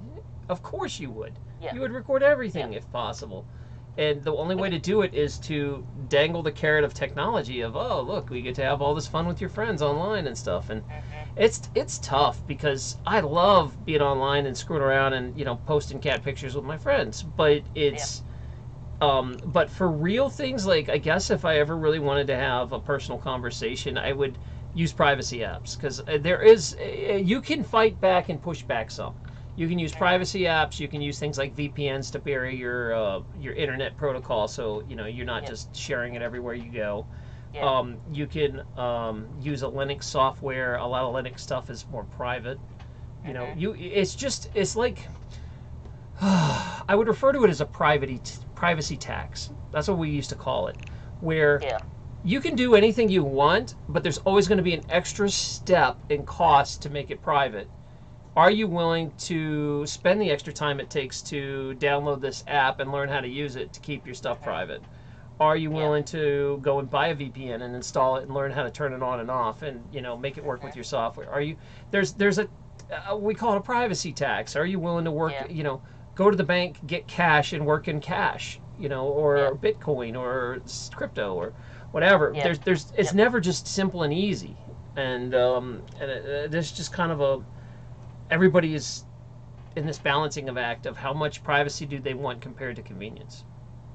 Yeah, and that's the thing too, is that was something that kind of bothered me when I decided I wanted to start coaching, because I'm like, I got to do all this stuff. I don't want to be on video. I wasn't even somebody that wants to take pictures, be on video, and just the regular everyday life. That just was not my thing. So to have to be kind of forced into doing it, I have to be present on social. I have to do this. I need to. So for me, I always still kind of have to remember to do all of this stuff, because I'm just used to being a homebody. I'm used to being my own thing and, you know, reading a book or whatever, watching something that I want to watch. So it's just kind of hard. It's like you kind of have to accept that you're going to choose to be having some privacy tactics, like you said, the VPN or the apps and stuff like that, or just accept that, you know, more than likely somebody's got you or can get you. Yeah. And you guys will hear me always preaching about alternative platforms. I want to give a shout out. I just had some people follow me over at DLive. DLive is my new favorite platform, if you guys didn't know about that. Espresso and Amy D, I appreciate that. And Dev Gamer. I am paying attention to you guys over there. And hi to the folks watching on Twitch. But there are things like that where you can go. It used to be a few years ago you were pretty much stuck with like YouTube. And now you could have DLive where you could stream anonymously if you really wanted, you know, to have some privacy. You and your friends could get together and watch something private on there. You can have something like library protocol, where it is completely peer-to-peer and you can cut out the spying eyes. There's the dark web, if you can learn how to use the dark web. It's just all these private, you have to like go out of your way and stand on your head to be private, and even then it's a fight. But I think it's worth it. I still think, I know I'm a dinosaur in holding out, because there were some people here like Altered Tech said the new generation feels like there's nothing to hide, that we're here to enjoy the tech. You know, that they're not as freaked out as we are about this to see it all disappear. Yeah. So I don't know what to do about that. I don't know how to freak them out. They don't care. I think it's because they're just, like you said, they're just so used to it. But then too, I don't think that they know, as Morpheus would say, how deep the rabbit hole goes. You know, I think it just sounds weird, kooky, or whatever, but they really don't know how deep the rabbit hole goes. So like, I work for a bank. I'm in banking. I've been in the financial services industry for years. And so you don't know that when you're applying for a loan, how many different channels and webs have to go in, whether it's, you know, getting your account hooked into the different systems necessary so that direct deposit comes out, or just even if you want to get your regular paycheck every single week. So again, it's just like one of those things, whether you want to be involved in all this whole thing or not, if you're going to be somewhere ingrained into the system, then you're going to be into the system fully. You can't partially be in the matrix and partially out. There's no jack in kind of thing. You're just in it, or either you're completely out. So like if you got a job at White Castle's systems are online. They are going to pay through whatever third-party companies or whatever systems and change that they got set up. So you're stuck and you're into it. So they're so used to it, or just like somebody was talking about earlier, how they'll go to the store in the chat and they were saying how, you know, they'll ask for your social and they just want you to fill out a credit application right then and there. And you got Billy the Bucktooth, you know, Spire standing behind you, and he's just waiting for you to whip that card out or say that number or something like that. It's just like back up now. You know, you want some level of privacy, but it doesn't really exist. They can get it if they want it. I don't feel like you're an old dinosaur in that respect. Well, it's more that I'm worried that these generations are growing up without ever experiencing a drop of freedom and privacy, and so they're not outraged when it gets taken away. You know, like there was at least a fight when the TSA was trying to make us do all this stuff. There were people that Yeah. protested, although they lost. They just wore them Yeah. down. You know, we lost that, and sadly, I don't fly anymore. You know, it's too much of a pain in the ass to deal with that. I refuse to be treated like a criminal to fly, and it's Yeah. a huge inconvenience in my life. You know, I have to drive everywhere. And there's very few people like me out there that are willing to go through all those hurdles to have privacy. You know, they're just like, screw it, I'll just go through the porno scanner and let my kids get felt up. Pretty much. You know, Pretty and much. that's sad because I think the fight's been taken out of a lot of people because they don't remember what it was like. I feel like I have to go to some like third world country where it's not developed yet and enjoy that kind of freedom again. You know, it's like maybe I need to go to South America somewhere and where they're 20 years behind and they don't have, you know, everything spying on you. It's just tough. It's frustrating for me because the only good positive thing I can say is at least there are privacy apps. There's people out there working really hard. And it's really not that hard. I mean, you just download an app, and if you want to, you know what, instead of using Facebook to your friends, get a group of your friends on the Signal app, and you're all good, and it's private, and you can talk about whatever you want without it showing up and being used against you later for a job. Yeah. You know, there are some of that. It's just most of the popular stuff are not at all. You I know? think they just kind of feel like oh, for the younger generations, I think they feel like because they have so much access to stuff, that is freedom for them. You know, they have freedom to be anywhere and do anything and to have so much choice of how they want to go about stuff. It's, you know, probably more or less they don't want to be restricted. They want everything everywhere right now as much as possible. Because it frees them up from having to worry about this and that. And I don't know if it's just the worry factor or what, but even like, so I just went to Las Vegas in September, and it's just like I got all this camera stuff. Not every piece of camera equipment looks like camera equipment. It looks weird, and you like, are you going to really ask me what this is and have me explain this to you, or how does this work? You know, and then I was thinking, like, do I take my firearm with me because I'm traveling by myself? And it's just like, okay, well, what do I take and how do I package it? And, you know, it's just like, I just want to be safe for me. I'm not trying to hurt anybody or do anything else.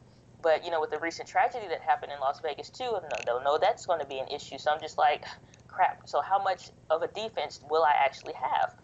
And so it is super uncomfortable. I just put myself in a mindset, like, just get through this. And that's how I kind of get through the airport. Just get through this. Because me flying when I was a kid, and your family walks you to the back gate, your mom gets to give you a hug and a kiss, and see you actually board the plane right there. They don't have to say goodbye before, you know, checkout and all that stuff. So you just kind of deal with it, it feels like, to be able to save yourself that time to fly versus driving and stuff like that. So it's just kind of like a temporary shift in the mindset, like, I just need to get through this so that I can get to the thing that I want or the place that I want to be at, even though all this stuff is fighting against me and what feels natural. It shouldn't have to be like that. I shouldn't have to go get my testicles grabbed because I want to fly and see my mom, you know? And because I never go through the porno scanner. I'm that guy that like refuses if I go. And I mean, it's been 5 years since I've flown, but I was always that guy that wouldn't go through. And so they like practically strip search me now, man. They were grabbing all kinds of stuff, and I'm not exaggerating. They grab your testicles, and it was not. It's like, do I really have to go through this to fly? That's really bad, and I don't know what to do about it because, like, the only thing I can think of is I went down to New Zealand in 2011-12 for the Rugby World Cup, and they were so cool. You didn't even have to show an ID to get on a plane. You just get on a plane. You had a ticket. It was like flying in the 70s. It was awesome. It's like, man, you know, and because New Zealand doesn't bomb other countries and get into fights, and, you know, not all the terrorists, nobody wants to bomb New Zealand. You know, like, they're peaceful and cool. They don't have beefs with anybody, but because of the U.S. Foreign policy, they've made it so difficult now that everybody wants to attack, you know, and it's a real problem. So I think I don't know what to do to help this generation. Like you said, it's just like their freedom is technology. But I'm hoping that there's enough privacy apps out there that are easy to use that you can encourage them and be like, hey, don't use YouTube anymore. Use DLive. Use decentralized stuff. Use library. Use Signal app. Use VPNs, and that becomes the normal. And that'd be great for a while until they figure out how to hack that stuff, and then some smart dude, some privacy dude will figure out how to make it even more private. Yeah. Yeah. I am positive. I see a lot of good things. I don't want to harp on all the negativity. Like cryptocurrency, I think is really good. There's a level of privacy there's some coins that are basically privacy coins that are invisible that, I don't like the fact that every dollar I spend has to be accounted for. I have to tell people what I'm doing with it. And you work at a bank, which that's like normal, right? Know your customer kind of thing. But not that I'm doing anything nefarious. I just hate that level of intrusion of people being like, what are you spending your money on? I went to the bank to buy a car, and I remember I pulled out like $5,000 cash, and they were like, what are you doing with that? What do you need this for? And I'm like, it's my money. I'm going to go spend it on drugs and prostitutes. None of your damn business. And the lady was like, what? We have to ask. It's like, no, you don't. It was really tough. That's the crazy thing about working at a bank is the fact that you have to know all of these policies and you have to be familiar with these different procedures and as they change and why this and why that or whatever. And from the bank's perspective, it makes total sense to them because it's always having to watch for the money launderers, always having to watch for the criminals, always having to watch for the people that are, trying to use grandma's credit to get them a brand new truck. It's all of those different things, but from the everyday average person that has no malicious intent to do anything, you have to suffer because these issues have been a thing. So like I have a cousin who is in prison, and I'll get a chance to go and visit him every so often, and that is probably the absolute worst experience in my life, honestly. Like that whole thing of... If you're in the system, it's so bad. What I'm saying? It's just like, and you see somebody that you love, that you care about, that you want to spend some time with, that time is limited, what you can wear is limited. Anything that you do, they have to pay for. If you come dressed inappropriately or something, then they can get in trouble because you showed up wrong and they figured they was trying to do something. Or, you can't have anything but a driver's license on you when you go back there. So if you even have a penny in your pocket, you can't go. You know what I'm saying? Like, you got to throw it away, do something. So to add that type of feeling to like anything and everything else, it's really bizarre. But then again, like when you look at this younger generation and those that are coming behind them and children that they'll have, they won't see it that way. It will just be the norm for them, and it doesn't bother them. They don't think anything about it. And I guess it's just, again, that the point that we have experienced what things were like once upon a time when you were still human. Once upon a time when we were still human, like I said, you could get on an airplane and you could just walk, or you could go and, carry your firearm over here or over there, and it's not any malicious intent. But now, because so many instances have happened in different arenas in life, it just sucks because you either got to choose to accept it and deal with it or try to get around it some kind of way. But I do like, that those apps and those programs are out there. But even still, then to a point, we have to relinquish some part of ourselves or our information to get access to those programs. Yeah, and it's ridiculous because it's this, and it's only...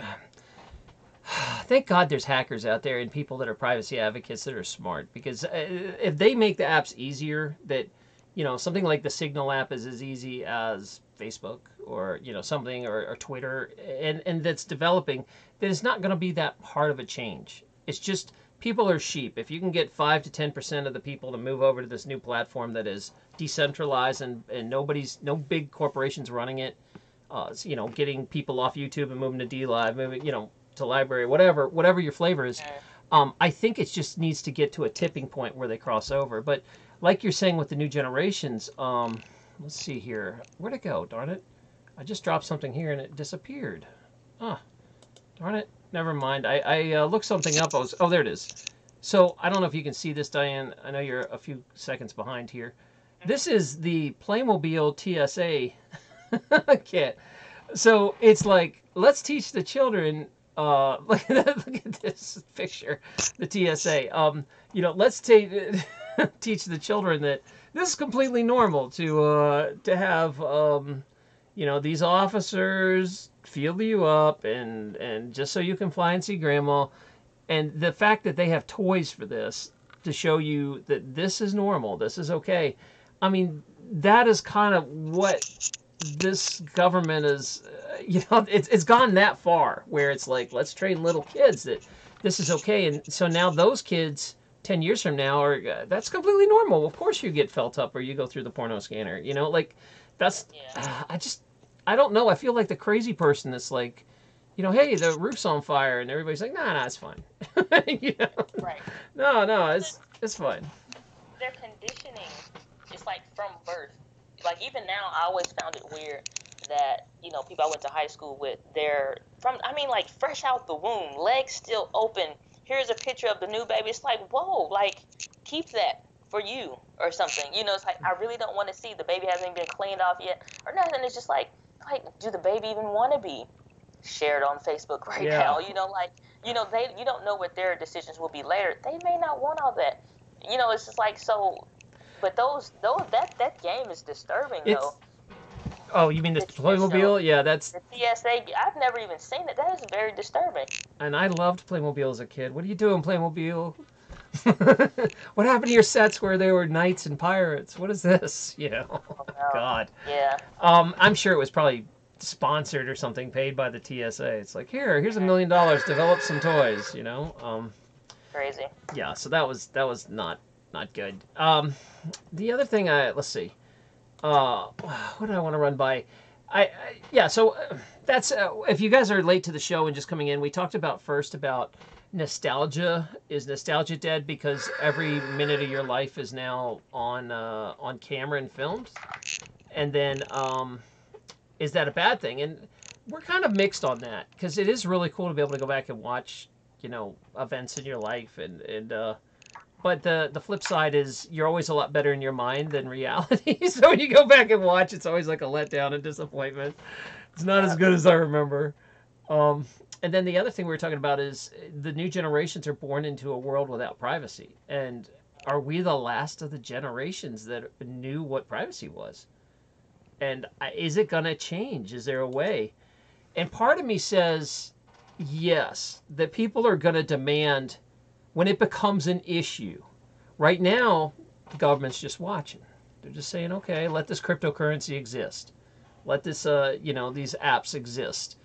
And eventually they're going to say it's, for the form of terrorism that, to protect terrorism, you're not allowed to have privacy apps anymore. And by the way, you can no longer use cash. We're going to do everything digital now.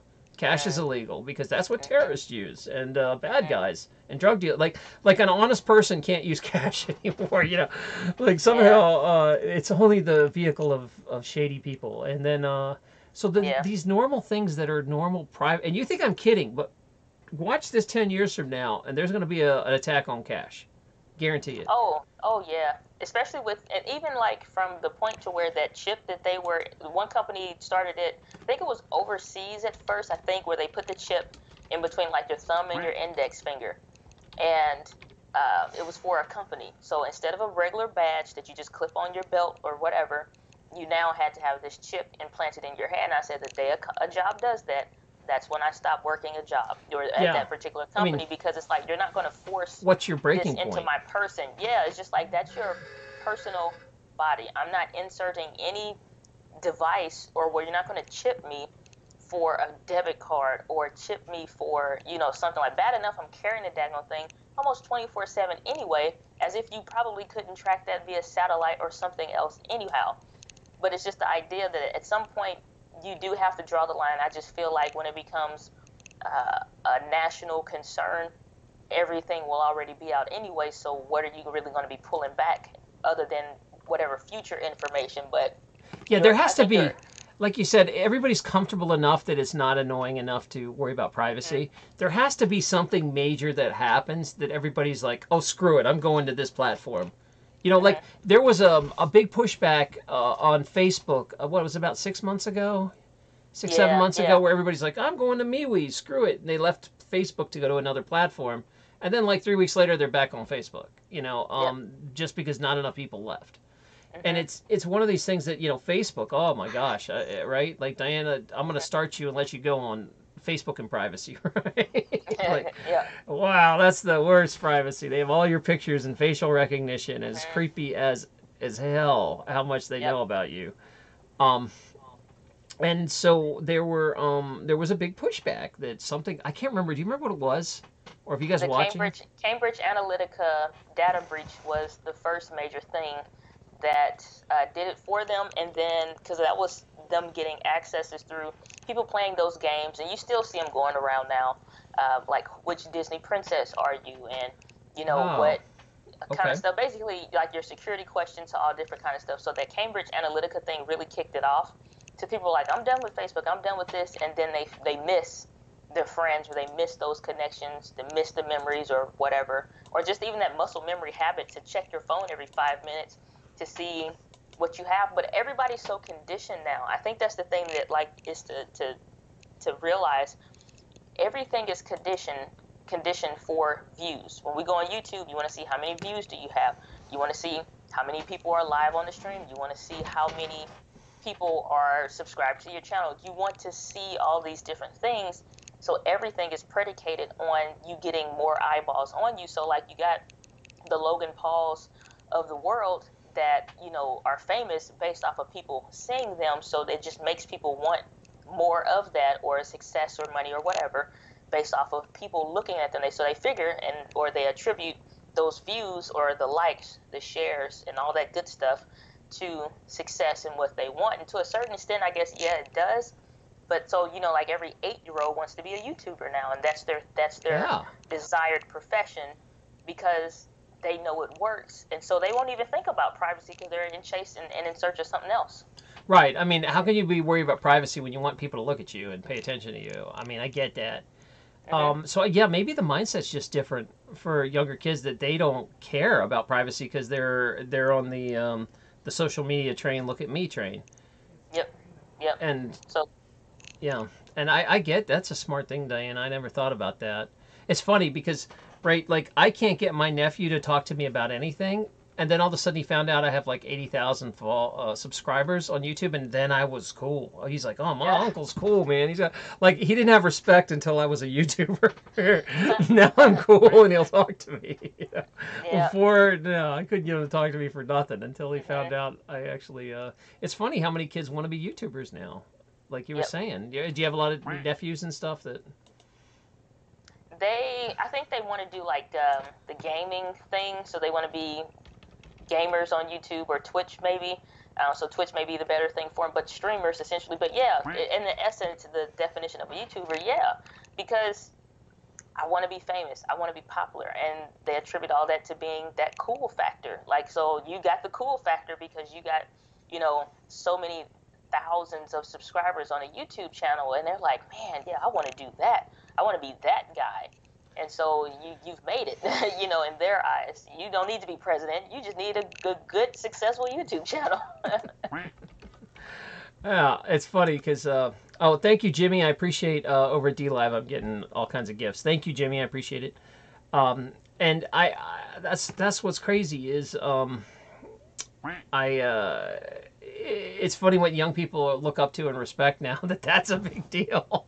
And where I just couldn't even get these kids to even consider it. But you're right. I think they don't care about privacy as much because they're in the social media race of trying to be popular. Yep. And I think though, if you could make privacy cool and popular, they'll come along. Like it's kind of like oh, if you could find a new, how kids are like fickle and they'll shift social media platforms. They went from, I think they started with Twitter to, MySpace, Twitter, Facebook, bounced over to Snapchat and Instagram now. I don't know what's new now. I think I Snapchat think we're is where that's I, at right now, right? they started. I think it was like last year or a year and a half ago. They started leaving Snapchat So they left it. because too many older people, Right. basically my generation, was getting on there, so they didn't like that. They want to be by themselves. So we may not even know what No, it is they don't know. until a year We later. don't know where they're hiding out. Yeah.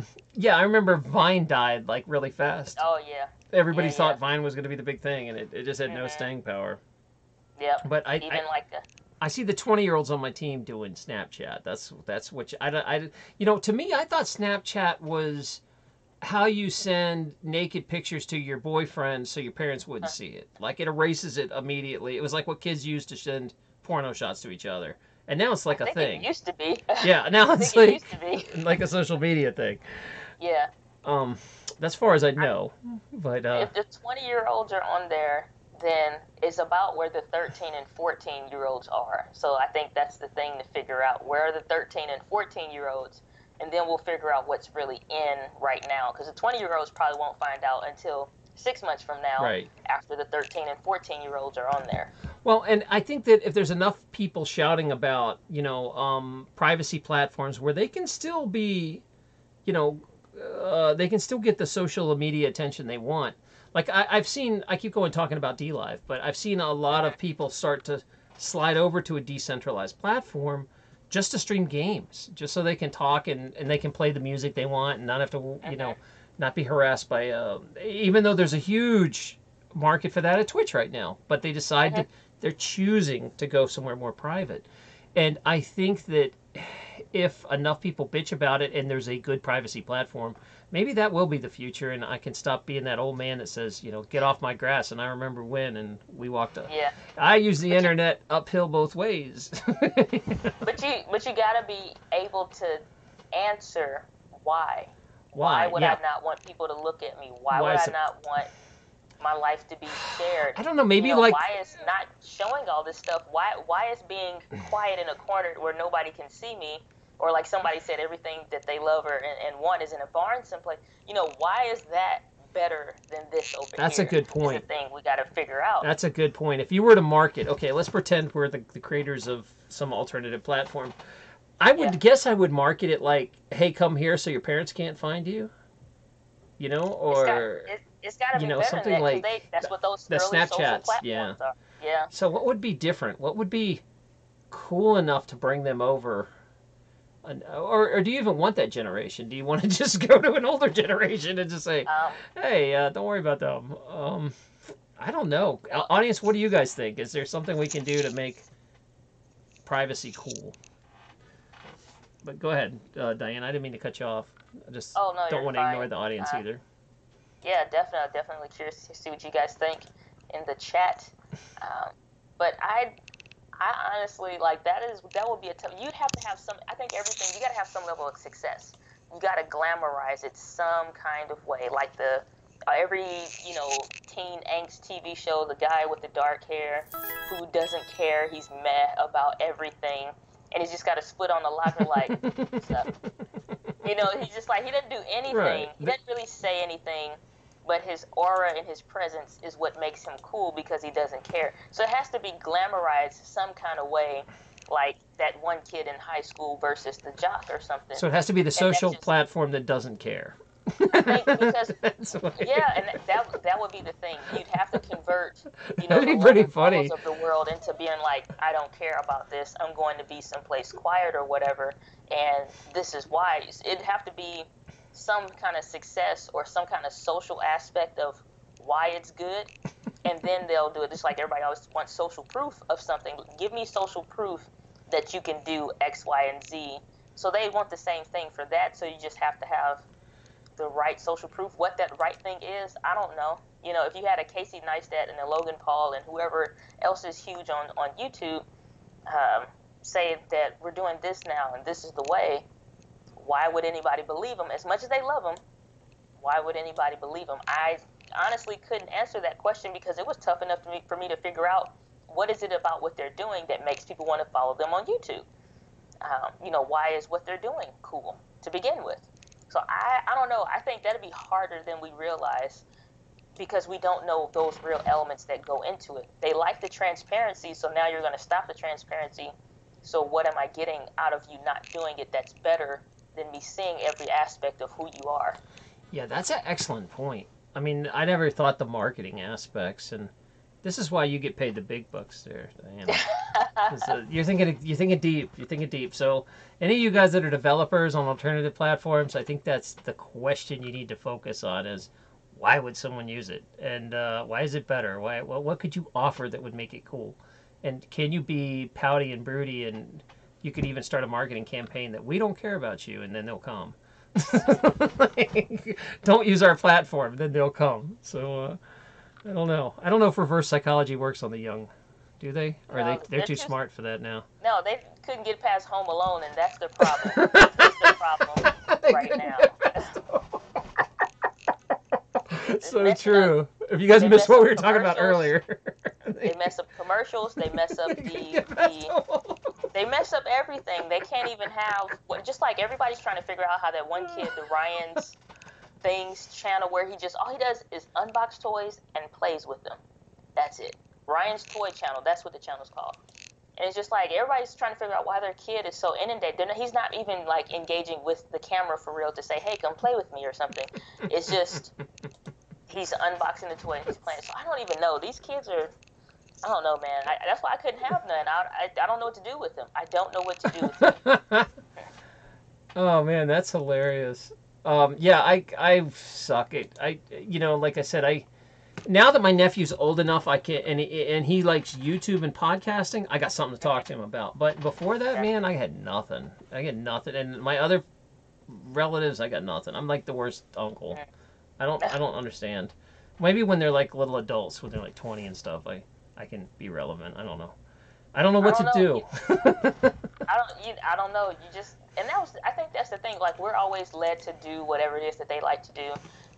Like, they want to play video games. You got to play game with them to get into their world or their space of what they like and really get it and understand it. So I guess that's what he was looking for, maybe. Like, you get it. Yeah. And so, like, even my nephews and stuff, they'll come into my office and they'll see my camera stuff and they're like, "Oh, what's this and this and that or whatever." And they know that I'm in the space. And then, like they like video games. And so I like to watch video games. I don't play as much anymore or anything like that, or at all ever, really. But I like to still watch it. And so I was watching the new Red Dead Redemption 2 game on the Rad Bratz channel. And so my nephews came over, and they wanted to watch something on YouTube, and I hear, what's that? What did I just say? Brad's voice, yeah. And I was like, "What do y'all know about this channel?" And they were like, "You watch this, Auntie Dan?" I'm like, "Yeah, I watch this. I know all about this or whatever." So I tapped into the cool factor because I'm into whatever they're into. But I don't know. I guess there's no way for real to get them into what we're into because they're so removed from it. Why do you care about He-Man and He-Man the Destroyer? Why do you care about that? Like, what is it? It's like I tried playing some music for these 20-year-olds, and it was not a hit. No, it did not work. You can't even play Jimi Hendrix and get them to understand what was so special about what he's doing. It's like it's a man with a bandana and curly hair wearing weirdo clothes, or Prince even. Like, it's just like, there's like, he's a weirdo man, Auntie Diana. It's like, no, he's a genius musician, and you need to learn something. It's just, I don't know. I don't know what to say either. And I think those times are kind of, like I said, that there's not going to be mass. Everybody's going to be so niche, and it's going to get further niche, and it's going to be further. Like, one of my good friends listens to emo country. What the hell is emo country? So they have emo people who like country music, and they combine it, and that's a niche and a thing. And, like, girls dress up in emo cowboy hats, and that's a thing. And, like, I don't know how much more niche. Like, I feel so old. I don't know what happened. When did all of a sudden I blink and I got old and I don't understand? I'm the old guy yelling at kids now. I don't know what happened. Help me, Diane.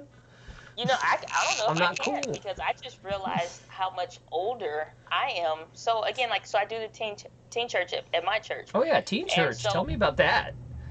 So in our service last Sunday, so we got our own space. We're doing our own thing. And in St. Louis, if you want to say that you're talking about somebody or cracking jokes on somebody, the phrase that we've always used is Jonin.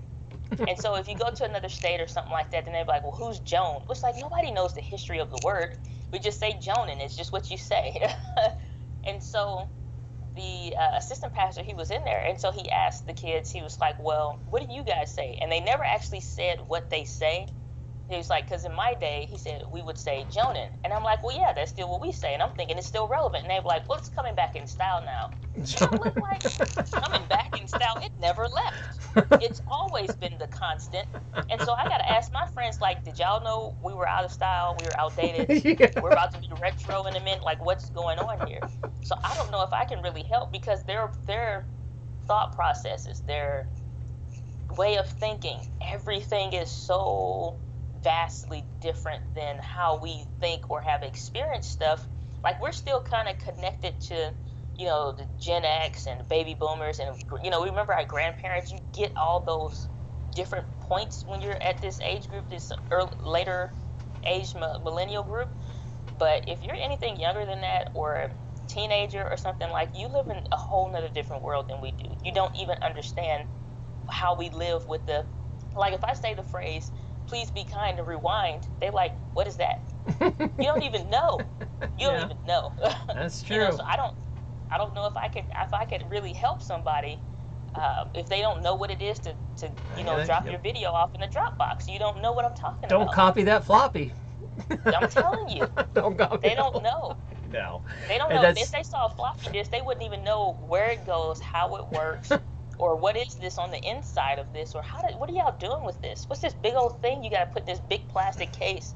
Or even the original floppy disks, they were like this big. They were huge. And then we went to the little ones. And then this, jump drives or whatever. But oh, man. Yeah, I guess we just got to deal. But, there's a lot of... I know we beat up on the younger generation, but there's a lot of good things they do. I do feel that they're the most tolerant generation. Like, they don't... I don't know any of them that are racist or have any issues. They're they're the least combative generation, at least. Like, they want to collaborate and decide things. So in the game, like, all right, here's an example. So for you guys just tuning in, I coach a women's rugby team, and you can say to someone back when I played, "Hey, that person's talking about your mom. Go out there and kick their ass." And they'd get fired up and do it. And now you say that, and they're like, well, why would they say that about my mom? Let me talk to them and see if we can figure this out. Let's collaborate and figure this out. Little counselors. And you're like, oh, what happened? You can't fire anyone up anymore, so I don't know what to do. That's because I'm like these a useless kids coach. don't know how to go to the dark side. No, and I don't think that's a Star bad thing. Wars. I don't know if it's a bad thing that they're not as pissed off and angry as we used to be, but the flip side is I do feel that there is a just such not only do they not understand privacy or liberty, they just have never even seen it.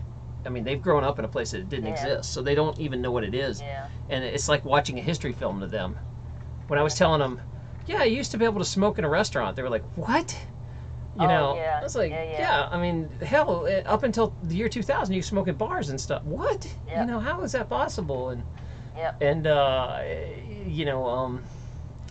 that you'd watch, like, especially if you watch old black and white movies, it's real nostalgic that every doctor's office you go into, the doctor's smoking a cigarette and talking to you. Well, looks like you're gonna die, Bill. Don't know what to tell you. We don't know why you got cancer, but you did. You got tuberculosis, buddy. I'm sorry, you're never gonna come back from it. Yeah, Kristen B says, I remember smoking in an airplane, and I definitely remember even when they tried to at one time they tried to make a smoking section in the airplane. And if I remember, it was the back. The back was the smoking section, and the front was not. And it was like, what was the point? There's no smoking section in an airplane. Yeah. Oh, Nana says she used to smoke in the nurse's break room. Oh man. So to me, I look back at that and I think that's wild. Like, I was watching a oh man, what was it? Dennis the Menace. Oh no, sorry, it was Leave It to Beaver. I was watching a Leave It to Beaver, and all these kids go to school with their guns, and then they like turn them in at the front, and then they walk home with the guns and like shoot a squirrel and bring it home to eat. Like you brought your gun to school, and it was very normal. Like all the kids brought their guns, and they're like 12-year-olds. And there's like these scenes of them going to school with guns, like where that to me is bizarre. But my grandpa would have thought that was completely normal. So we've crossed over to where what we think is normal, our 20-year-olds think is bizarre. Probably we're those people now. Yep. So I think it feels like, so I loved the book and the movie called Divergent by Veronica Roth. So I read the book before the movie ever came out. And so the book's awesome. So if anybody's kind of into dystopian novels and kind of like dystopian teen novels, so it's really fantastic. So the movie, when you get through the movie, and hopefully this isn't like too bad a spoiler, but I'm gonna say spoiler because I'm gonna spoil it. But it's so it's in the mindset where of that kind of a thing. I think for the first time we're really starting to see a generation be birthed that has nothing to do with none of the stuff before them. They have the westerns. They say the smoking in the airport or on an airplane or in a restaurant even, or even in like hotel rooms, you know, say for a lot of stuff, you got the smoking floor, non-smoking, it's still may, but I don't really see that a lot because I remember being a kid, it's like, yeah, we need a non-smoking room for this, that, or whatever, and whatever the case may be. So I think we still kind of got those, but it was like you had way more smoking rooms than you did non-smoking. And so you may not get a room, or you have to take the smoking room, or whatever. But I think it kind of puts you in that mindset of the Divergent series where it was essentially a project. To them, it was always a real society. This has always been the way that things has ever been before anybody ever remembered how anything was ever different. And they come to find out this was a test. This was some test society that they wanted to see how far you would get as a small community and grow and develop, and what things you would institute based off these set of rules and stuff like that. And I think for us, we are looking at them from outside the snow globe, kind of like, y'all don't know that, you know, this stuff exists, or that this was a thing, or not even beyond like the quote unquote the artifacts of a VHS tape or something, but like this was life and the way things were, and they just like, I don't understand, that doesn't make any sense, because that's not been any part of their culture for real. They've never seen it, will never have a chance to see it, so it's never, to them, it's never existed. So we're seeing how they respond to people talk about stuff, and they just don't get it. yeah, I mean, it would be like you going back and learning how vitriola works or something, you know, like or what they used to put music on wax cylinders. It's like something that I would find interesting for 5 minutes and be like, "Oh, that's cool, Mom. That's a neat little machine. All right, let me get my phone and let me take a picture with it." That's it, you know. Right. That's it. That wasn't part of their life. It's not something they care about. And I get that because I would, you know, if I go back to my grandpa's life, I was kind of the same way. It wasn't part of my life. It was interesting to look at for a minute, but I wouldn't use it. And so I think our generation is crossing over into that, and that's what's freaking us out. Is if you go watch, there's a bunch of angry people on the internet talking about how everybody's ruining everything. You know, the SJWs are ruining every film, and the whatever is, and not that they're not right. That there is a lot of media that's getting over PC and ruined. But but the flip side is, I think that we're just that generation where stuff's not being made for us anymore. It's being made for the newer generation, and we're like pissed off about it. Yeah, definitely. I don't know, I guess at the end of the day, I feel like in a way it's a good thing and in a way it's a bad thing, from, you know, all the different topics that we covered, because they will never experience some of the horrors of the past, but they'll never experience a lot of the great stuff that came during those same time frames and those same periods. So we're just the walking museum for them. We're a living museum of stuff that happened, and like, okay, at some point y'all are all gonna die, and we'll get the world the way we really want it to be, and, you know, get stuff going. And I don't know. Yeah, I get that. I like the fact that things are moving forward, you know, technology-wise, communication-wise, social-wise. You know, their generation is more accepting of a lot of different things that have, you know, traditionally been taboo. So they don't see the differences and the, you know, these shrouds of all this different stuff. They just see people for people. And so they're used to technology being what it is because they're just used to fully being social. We're used to living life and having a social media site that we're on. They're used to being fully social. So they don't know a difference. That's true. I mean, they're born into something where social media has always existed, like Generation Z is that. Before I forget to mention this, Vicky or one of the mods over at DLive, could you drop Diana's YouTube link in there? I didn't see it, and would you redrop it here? For any of you guys that don't know my guest, Diana Gladney, she has a great little channel, very, very useful, especially if you like gear and also business. So please check out her channel. Do not forget, and I love having you on as a guest. I could talk to you for another 3 hours, but we kind of went over our time already. Oh, yes. Unless you want to stay on, but the deal is you usually stream same times, right? Friday at 8? Yep. And what are your streams about? I've been doing different topics, so doing some online business content, and then just having just a platform for open chat, basically. So like last week I was talking about a camera again, and just different things, but again, I always try to bring it back to like, okay, because there was some deals going on for like a Sony camera or whatever. And my whole thing, honestly, for my communities, I want to get everybody into camera, into video marketing, and get them past those fears so that they can actually start doing this stuff. Because I can talk all day about this tool is great or great for that tool or whatever, and you pay all this money for a website and coaching and whatever else, but if nobody knows your business exists, then it doesn't matter. So a big part of your focus right now on your channel is teaching beginning creators how to use equipment and how to get enough courage to do it. Because do you really think that this is the future of marketing, is going to be mainly video and not print? Absolutely. I don't think that you can have a business without being visible through video, period. I firmly stand behind that, and it's hard. It was hard for me to accept at first because it was just an option. It was just another medium of communication, but it's becoming the medium of communication. We'll still always have a place for books. My house is littered with books and bookshelves and stuff like that, so that those will always have their place. But when it comes to everything else, from getting to know a person, because everybody always wants to connect with you before they connect with your business, and we're past those days where whatever name of a stove is just a good brand and I trust the brand. No, I want to know more about the people around the brand, so nothing else matters. So regular corporations have to tie into that.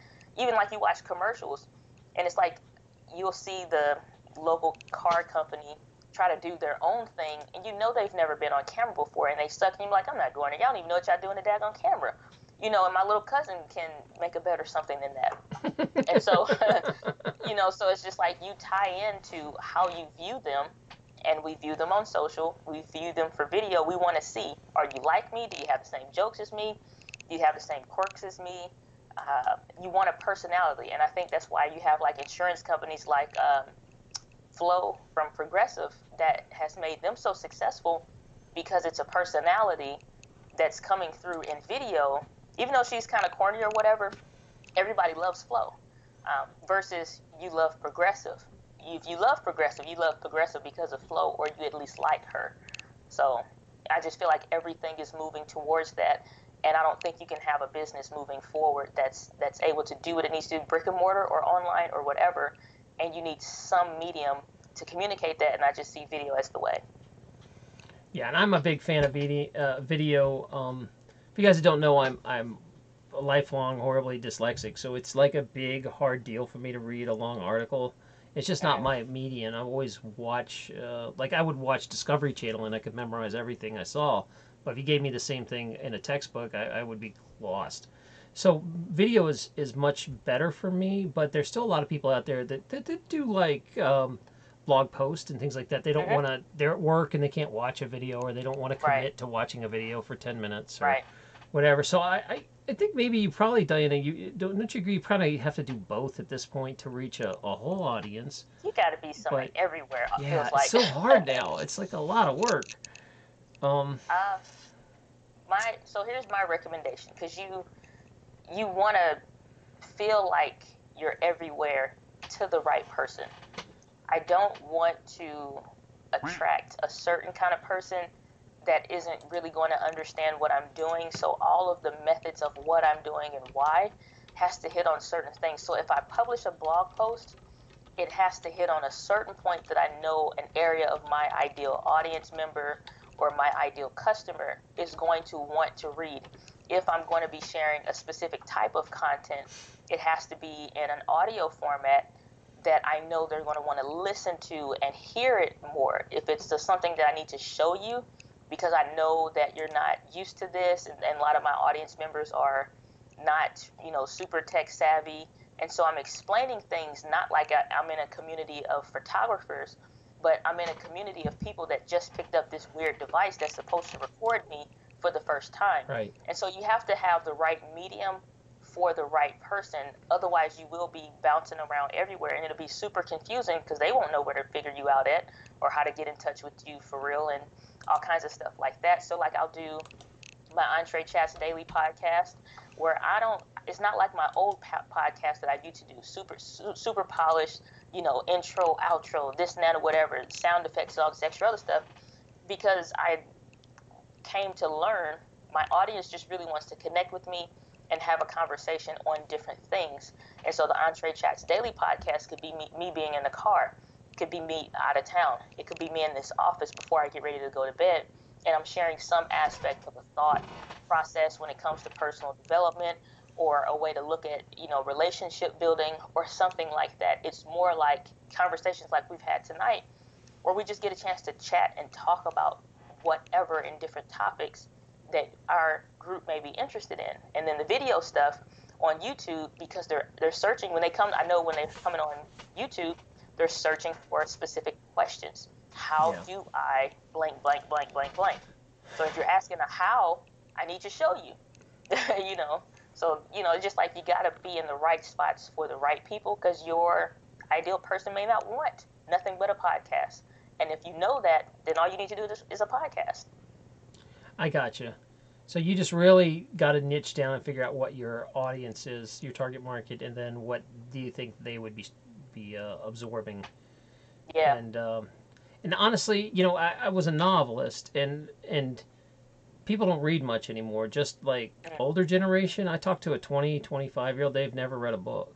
They'll be like, oh, I've watched those movies. I don't read that. I don't got time for it. They don't have the attention span to sit down and do 15 hours to read a book, Wow. It's just not, it's not their concept. So to me, like, why would I write books if I want to try to hit that audience? I'd make a movie or a video. And I think video is the future for more generations. And I do think live streaming is going to be a big part of it, because when you can actually reach out and talk to people that you're a fanboy of or a fangirl, and they'll talk to you online, that's a big deal.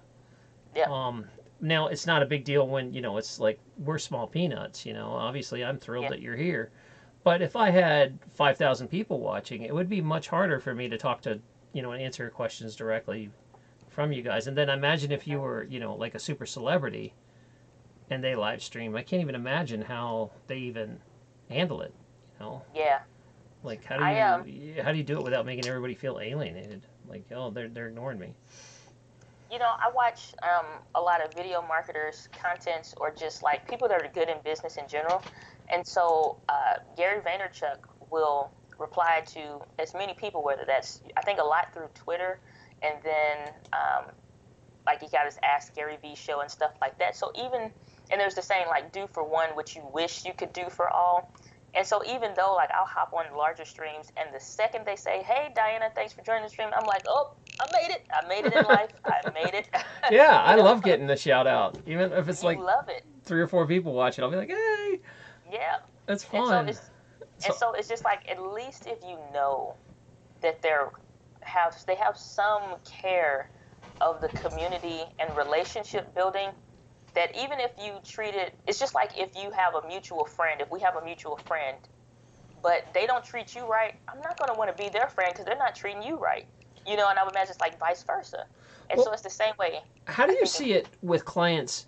Because I have no clue. If I ran a business, say I ran a pizza joint, and I decided I wanted to do a live stream and answer questions about pizza, does that actually equate to sales? Do you see live streams actually work for sales, or is it more just like a curiosity thing people surf in? Or like, have you seen it actually do something? Yes.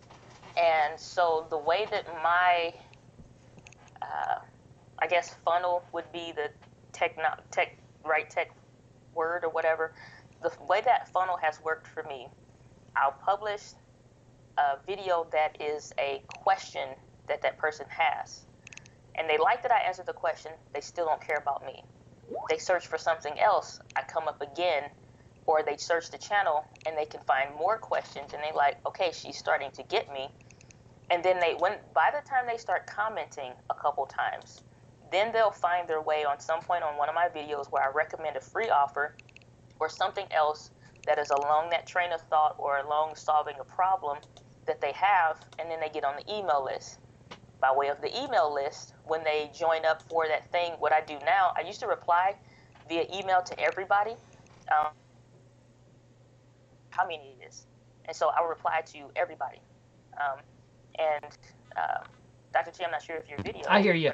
Yeah, no, sorry, Unirock wanted to come on and say something, so cool. I want to let you finish your full thought, though. I didn't want to interrupt. Okay. So yeah, like I said, I used to reply to every email. I don't care how long it took. I break it out over whatever time frame that I get. And then now I'm doing, it's a service called Banjaro, where I can do a quick video message. So like tomorrow morning, that's what I'm doing. I got like 20 people to send a new Banjaro to that joined my email list recently. And so I'll go through and say, hey, Carlos, thanks for downloading the free PDF thing or whatever.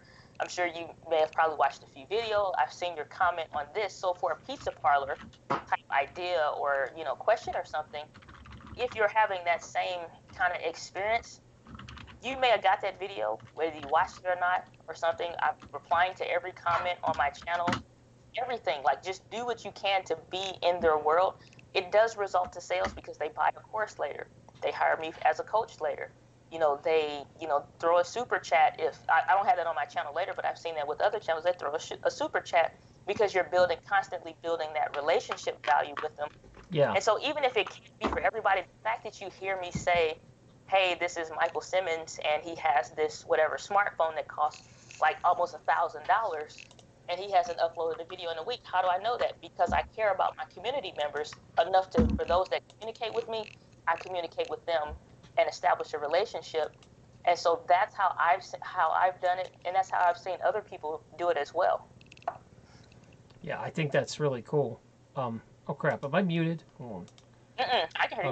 Okay. Uni, are you there? Hold on, I think he's muted. One sec. Damn it.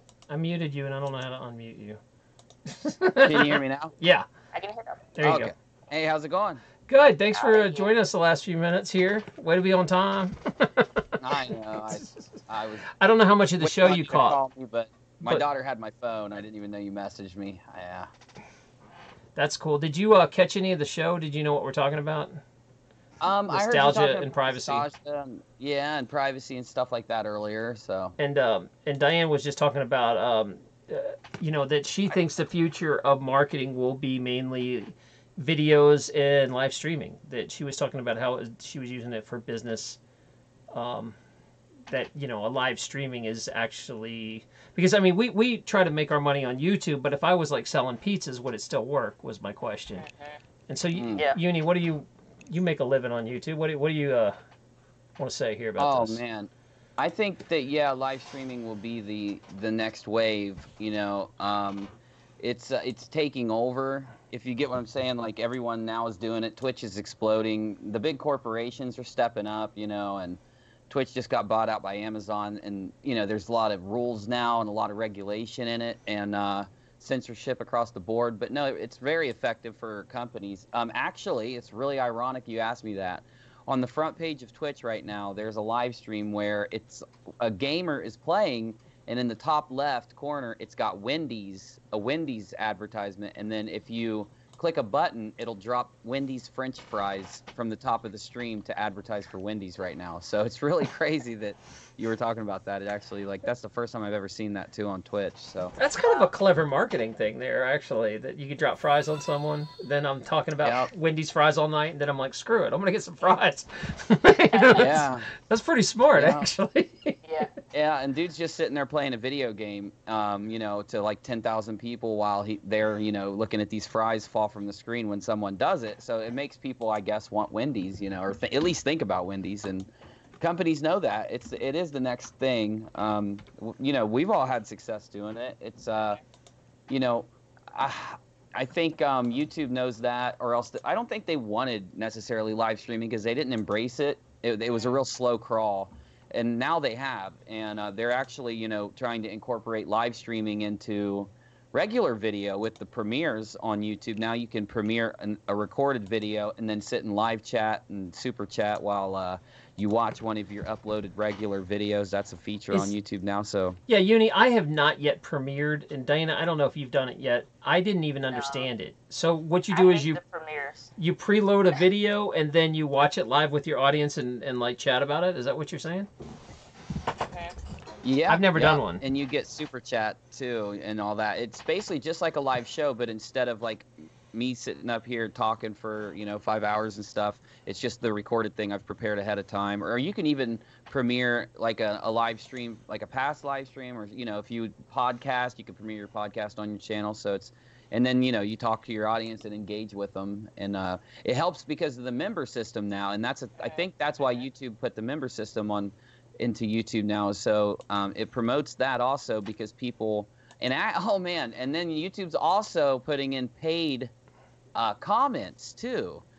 So it'll be like super chat for comments. So like you can comment under a video, but if you want to pay, you can make your comment sit at the very top of the comments for X amount of days for every $1 you give. So you can make and the good thing sticky comment.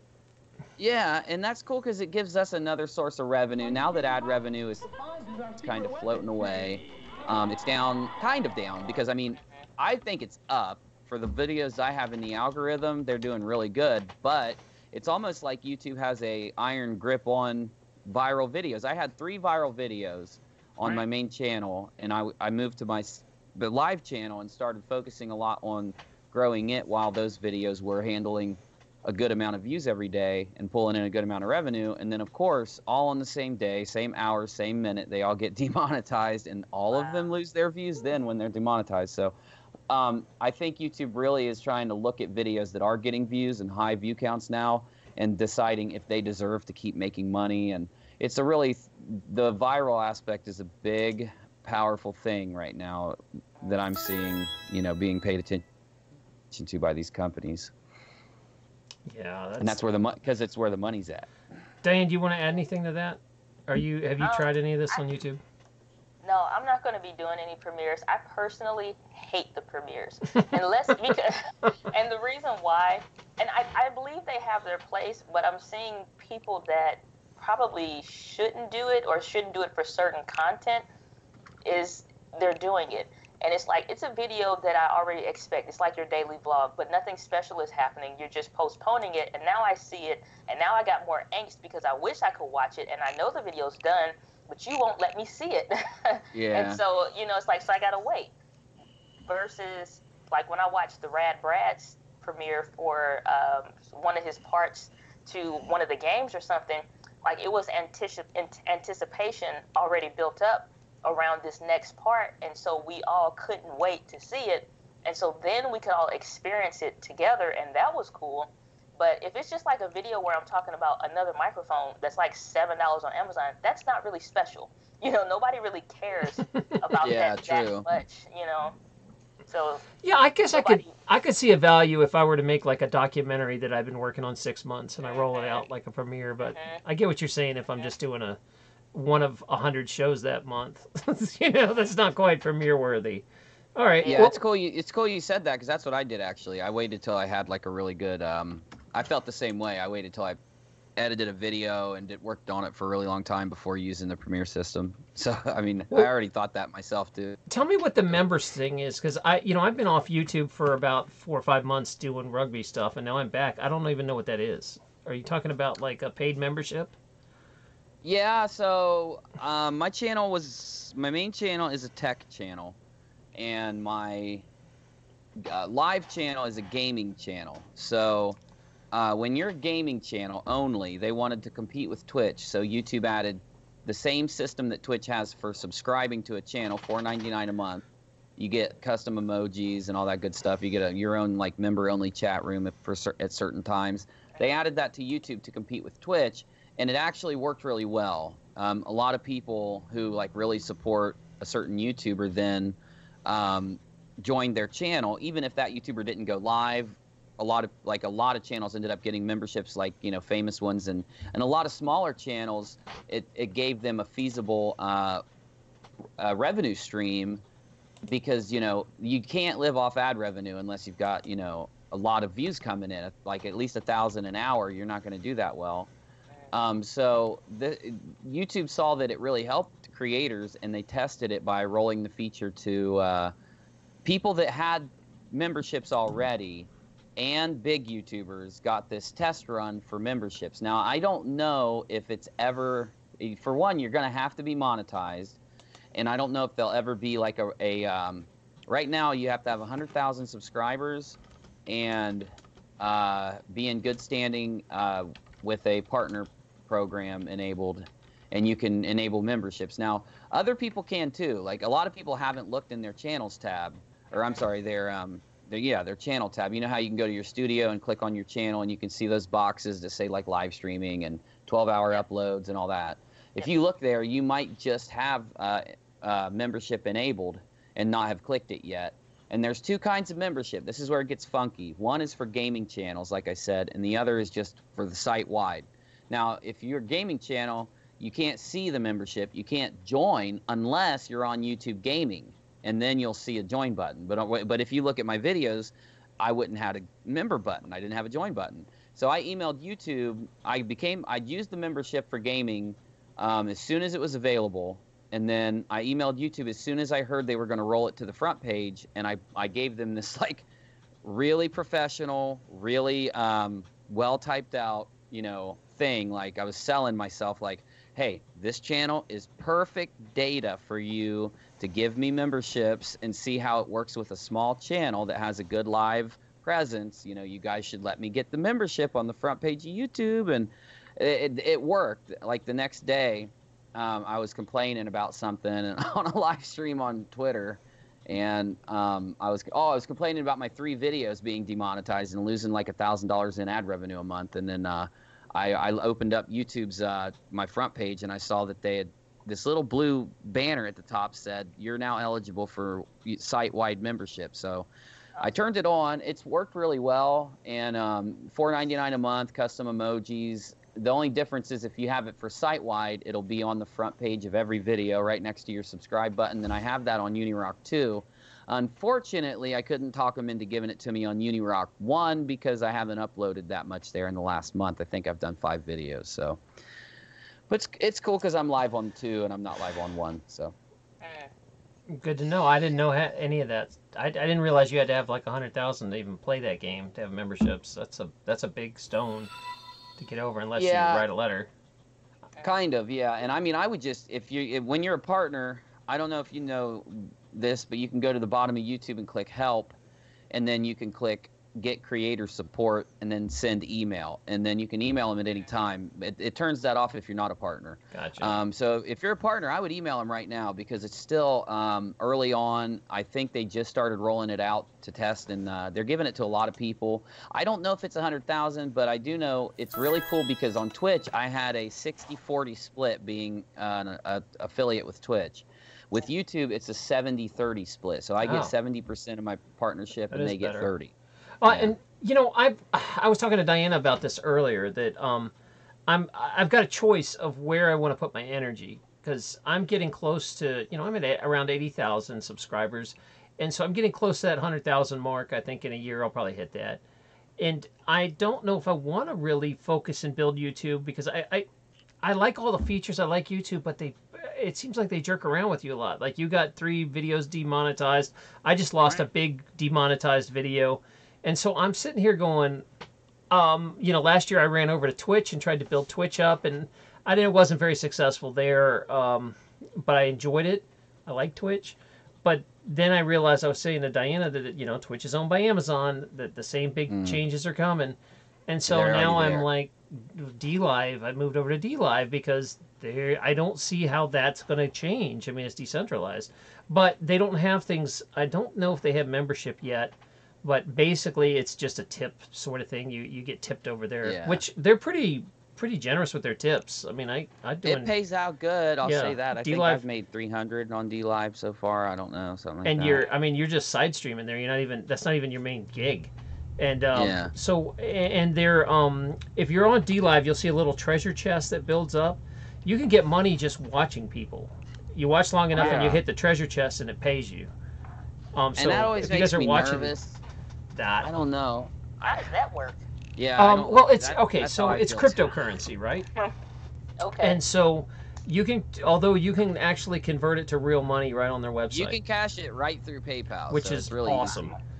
Um, But the flip side is they are trying to get people to use their website. So right now they're trying to say, hey, if you stick around every 5-10 minutes, we'll give you another 5 coins or 4 coins. You hit it and it's like a random Wow. amount of coins.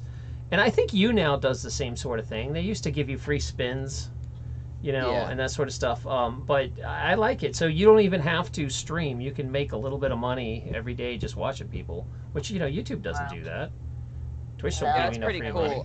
I just don't know if I trust that kind of currency, and I don't know how viable it'll then be in the future. Cash it out immediately. As soon as you I get know, that's what 1,000, I'm cash saying. it out. But I'm going for the long haul. I really see a big need for a decentralized platform because I feel like I'm just going to bounce from one business to another. And it sucks because I have so much energy built in YouTube, but I don't trust them. Yeah, my advice, Doc, is to stick on YouTube, and I'll tell you why. We're all going through this whole thing right now, but I do see, and I would normally wouldn't say this. I've been, I went to Twitch. I was making $1,000 a month on Twitch when I got kicked off of it. I had, a lot of paid subscribers. I was doing really well. Next thing I know, Twitch bans me for no good reason. I messaged Twitch. I'm in a month and a half long dialogue with them, and they're so busy now. But now before Amazon, it would have been instantaneous. They would have wrote me back. Everything would be cool. After Amazon, they literally have enabled an exact as YouTube system where, you get hit, you have to email them. You've got to wait 3 weeks to hear back. Then it's like you email them. Now it's another week later, and it just takes forever. It's a bot. It's not a person. When Twitch owned it, it was Twitch doing it. And now I made a new channel. I streamed on the new channel until they reviewed my account, affiliated me, paid me to be there again, gave me paid subs, paid bits, all that. I'm streaming yesterday, and because the Fango got mad at me and was in my chat throwing a little hissy fit, doxing my phone number in my own live chat. That's messed up. He reported me, and of course, since it's a bot, Twitch knocked me down, and it'll be another 2-month long dialogue to get my channel back up. And I'm done with Twitch because, like, on YouTube, I've hit a point where I'm big enough and I've been partnered for so long that I think they have a level of trust with me where they manually review strikes now because I haven't had a strike go through. Now I haven't done anything wrong. If I did something wrong, it would stick. But they haven't took my live stream like they used to take my live stream anytime I had a strike filed until I threw a big hissy fit and emailed them back and forth. And then a week later, they'd give me my live stream back and apologize and say it was a false strike. Like this Twitch thing is a false strike. I literally was just talking. And it's going to, like with Twitch, it's going to take forever. So, Twitch is a place now that's like YouTube was 2 years ago, where we were having all these problems with strikes. Where I see YouTube has moved into a system that works a little better, and they've figured their algorithm out a little more to know how to handle it without making it a detriment to the creator. Twitch has not, and it's going to be years before Twitch gets to that point also with YouTube. Yeah. So, Diana, do you stream anywhere else? No, I used to stream on Facebook, and then I stopped streaming on Facebook just because I wasn't getting a whole lot of traction or anything like that. And YouTube, I just gelled better with YouTube. And so I was getting a little money from enough to handle my email subscriber system, but from that platform. But that's about it. So it wasn't any significant income, but that's not the primary income in my business anyway. But I'll take it. But when it comes to these platforms, I don't even so I'm getting closer to 1,000 or whatever, and then the monetization will be available for ads and whatever else. But I think they'll always be trying to figure out different monetization methods. But I'm not waiting for them. If I'm waiting on a paycheck from them, I'm not ever going to eat while they keep playing these games with the advertiser. And are you advertiser friendly? I had a tutorial video that was demonetized for no apparent reason. Not demonetized, but they gave me a strike. And I'm like, for what? A tutorial on something dealing with business that has nothing to do with anything. And eventually they reviewed it, and I got those streaming abilities back. But I recognize that all of these platforms is essentially just playing on rented ground. That's why my email list and having my own website that gives me those same functionalities is more powerful to me. So I'm here on the platform, and if there's some income to be made, I'll take it. But at the same time, I'm not banking on that to be my bread and butter. Otherwise, the lights would be off. Yeah, I learned a hard lesson a long time ago when I was writing books. I built a huge audience on Facebook, and then one day Facebook's like, "No, we're taking away groups now." Gone, and I lost like 20,000 people. And then I had to rebuild it, and then I was so mad that I spent all this time building Facebook. So I'm a big believer in building an email list. I have an email list I build. Although it's interesting, Diana, maybe I can get your help, because when I send an email, I might have I'm close to about 5,000 people on my email list, and only like 2% will click through, or 1%. Like, I know that's not a lot, but I mean, it's frustrating because I have really large numbers, and I will live stream. And what do I have right now? Like maybe like 30 viewers. I have 80,000 people and 30 viewers. I don't know what the hell's going on with YouTube, but they do not share my stuff, because I can tell you. So I have more viewers on DLive right now than I did on YouTube. That's crazy. Yeah. So basically, YouTube is a really weird system. People have been researching this for years. I've been participating in some like Twitter threads and research projects on Reddit, and trying to get to a point where we can find a way to take people that want to subscribe to us, want a notification, to be able to get it. So what we've discovered so far, and this is a super quick, give me 10 seconds version, the more you stream, the more likely you're going to have a notification go out. And you want, like, basically, so with I my thought it would have been the channel, opposite. I would have thought that you're like spamming them and they wouldn't tell you, but I had no idea it was more. You'd think that. Well, kind of. Now, look, I'm not saying stream like 90 times a day like I do. But, the more you stream, so like, okay, and the way this works is when you stream, you have people, there's 70,000 of them that like your content and would click in. If it's a busy day for them, they might click in for a few minutes. They might stay for 20.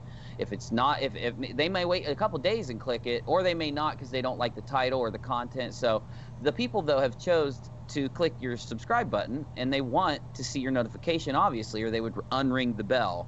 Right. So let's say that, let's just be nice and say all of us have 50% of our subscribers that click the bell. You would expect that they would get not a notification, not a pop-up, but at least just when they look down that YouTube thing, they're going to see your video in the list of all these videos they could click.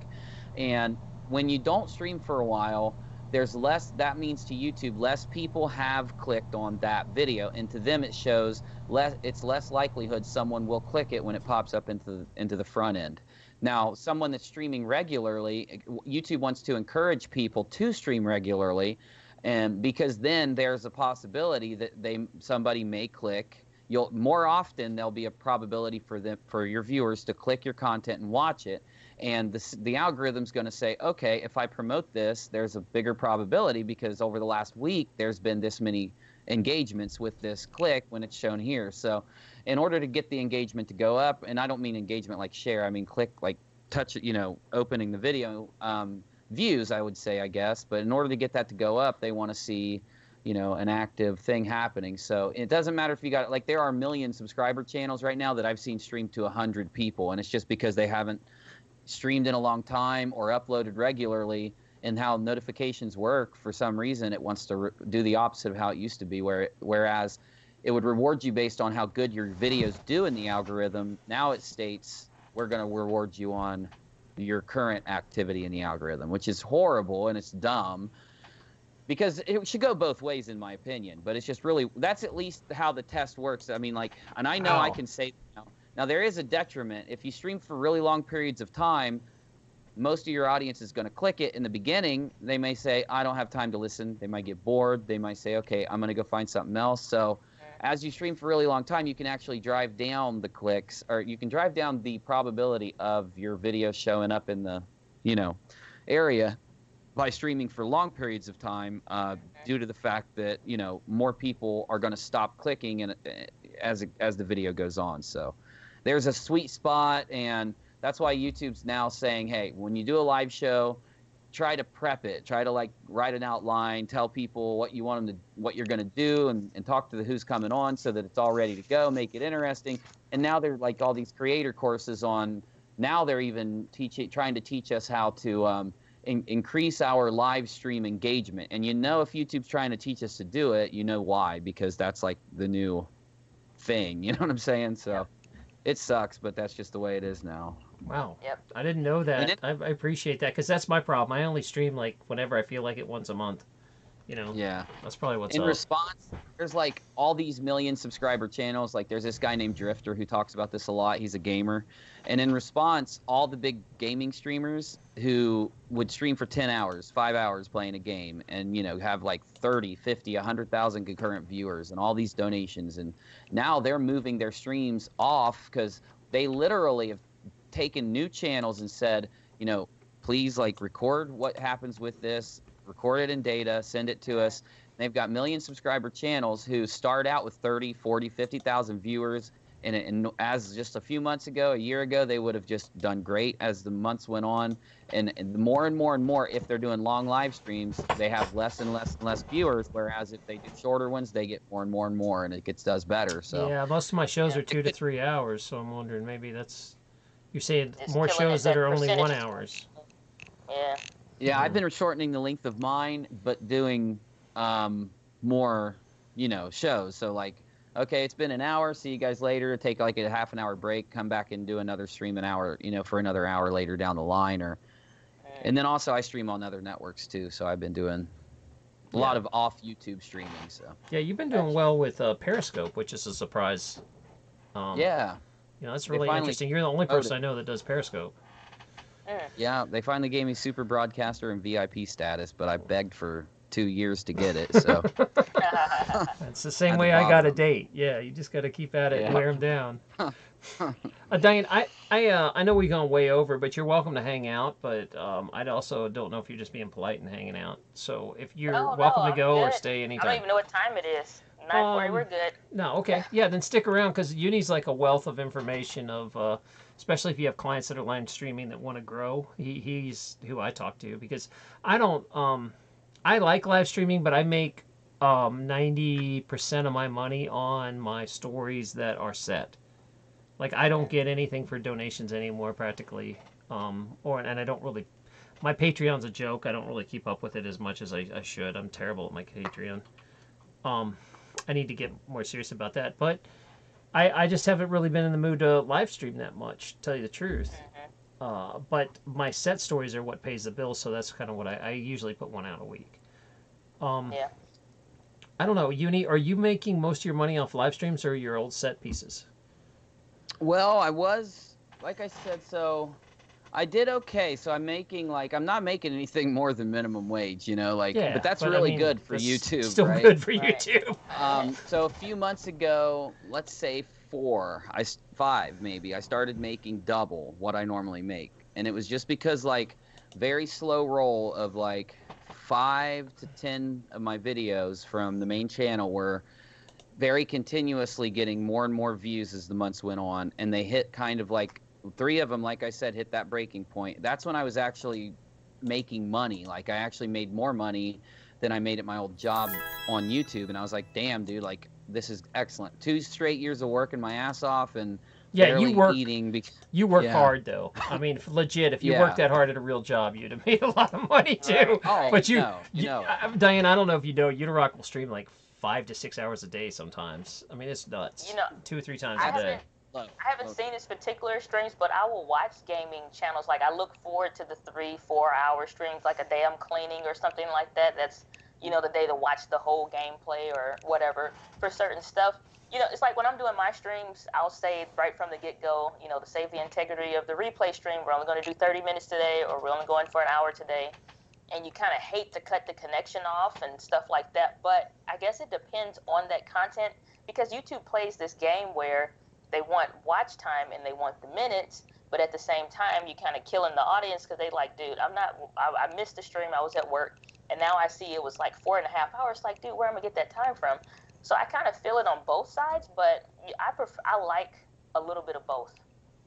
Yeah, and I mean, there's a really good middle ground that I've found, and you got to have clips. Like I do like a lot of long shows too, where I'm just kind of chilling and talking to everybody, and then like sometimes we'll just do stuff where we're hanging out and people are submitting things, and really awesome videos will pop up, really awesome topics.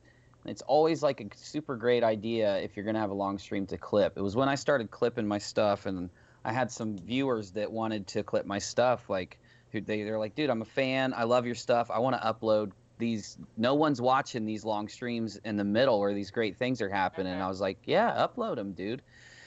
I started giving people permission to upload all my clips, and that's where things kind of go a little further. And I think what it does is it interpopulates also YouTube. More people that wouldn't get the pop-up, or wander into my channel might wander in if it's on Roosevelt's channel or Dodgers or Glow's. So I encourage people to clip my stuff, and it really does help. So like long streams are great if you're gonna, like for a time there, I was going live for like 7 to 9 hours, and then I'd go offline, and it would take like 4 to 6 hours for the stream to process.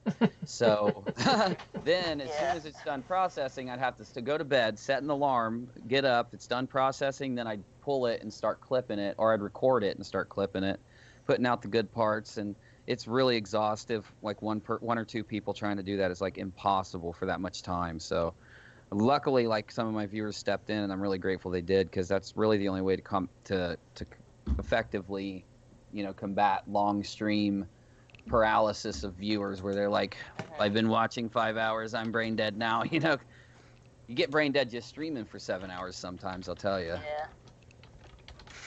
So it just kind of feels like it built, but those people that stick around for those several hour streams, I think those are the people that we get the opportunity to go deeper with the most, so they get those parts of the conversation or the parts of the stream where a person is trying to watch the replay, they're not in it, they're just like a fly on the wall at that point, so they don't know what it feels like to be at the party. They just heard about it for the most part. So it's like, I don't know, it feels kind of twofold. I prefer to be a part of the longer streams. If I need to watch something or learn something, then it's kind of like I'm already gauging it based off of the time stamp. Like, do I really want to learn about this for that long or hear about this for that long? Versus like now, if I had to watch the stream, it'd probably be harder to watch the stream than to be in here chatting it up and having a good time or whatever. So, but I kind of like it. Yeah, and I do too. I'm guilty. It's fun as hell. I'm guilty where, I'll be like, this show's going to be an hour, and then you get a really good guest, and conversation's flowing, and it turns to 2, and like this one is now almost 3 hours, and I had planned on it being an hour, but I don't want to cut it off if the conversation's good. It's. And I wish YouTube would reward us for that. They used to. Good they used to reward the watch time. And you can tell. You can see the old streams that did really well because of it.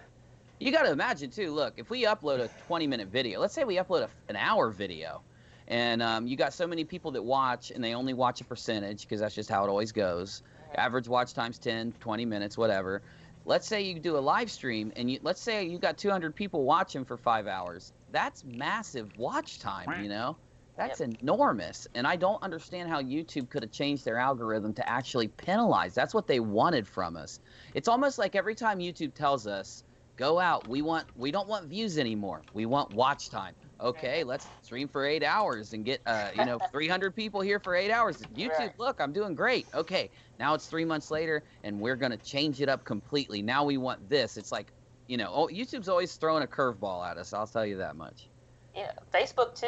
It was just maybe like probably 90 days, even if that. Like Dr. T, you were just saying how they At one point, you had this huge group, and then they're like, "Oh, we don't care about groups. We want you to post on your Facebook page for business now." And then all of a sudden, they decide, well, Zuckerberg posts this thing. We're more concerned with relationships, so you're not going to see as many business page posts and all that. We want you to be in groups. And so it's just like, well, Dad, what do you do? Do you build the page? Do you build the group? Where do you focus your energy and your efforts? So it's like it's always this back and forth game, and you always kind of got to drag the audience along with you. Like, okay, we're doing this now, guys, and we got to do that. It's a big game. And you'll alienate your parts of your audience because of that too. A lot of the audience doesn't see that fight, or that adaptation that we have to do with YouTube to even survive. Because there was a period of time where I just said, you know what, YouTube, I'm tired of it. I'm done.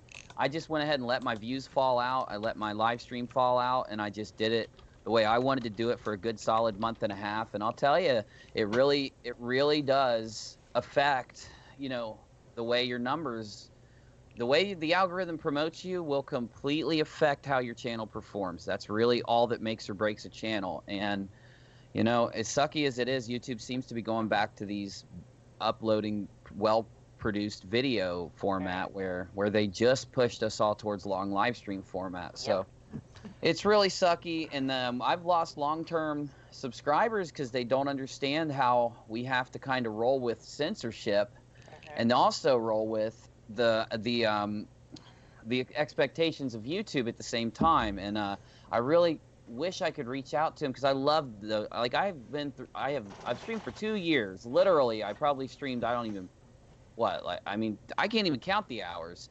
And I've had so many people that I've got to know on an intimate level through talking to them while I'm streaming that I don't ever see anymore. And I know it's because of one time or another there's been this, I've gotten YouTube throws a curveball every freaking 2 weeks. So sometimes when you're adapting to that, it alienates some of your long-term subscribers, and it's a really sucky thing. It really is.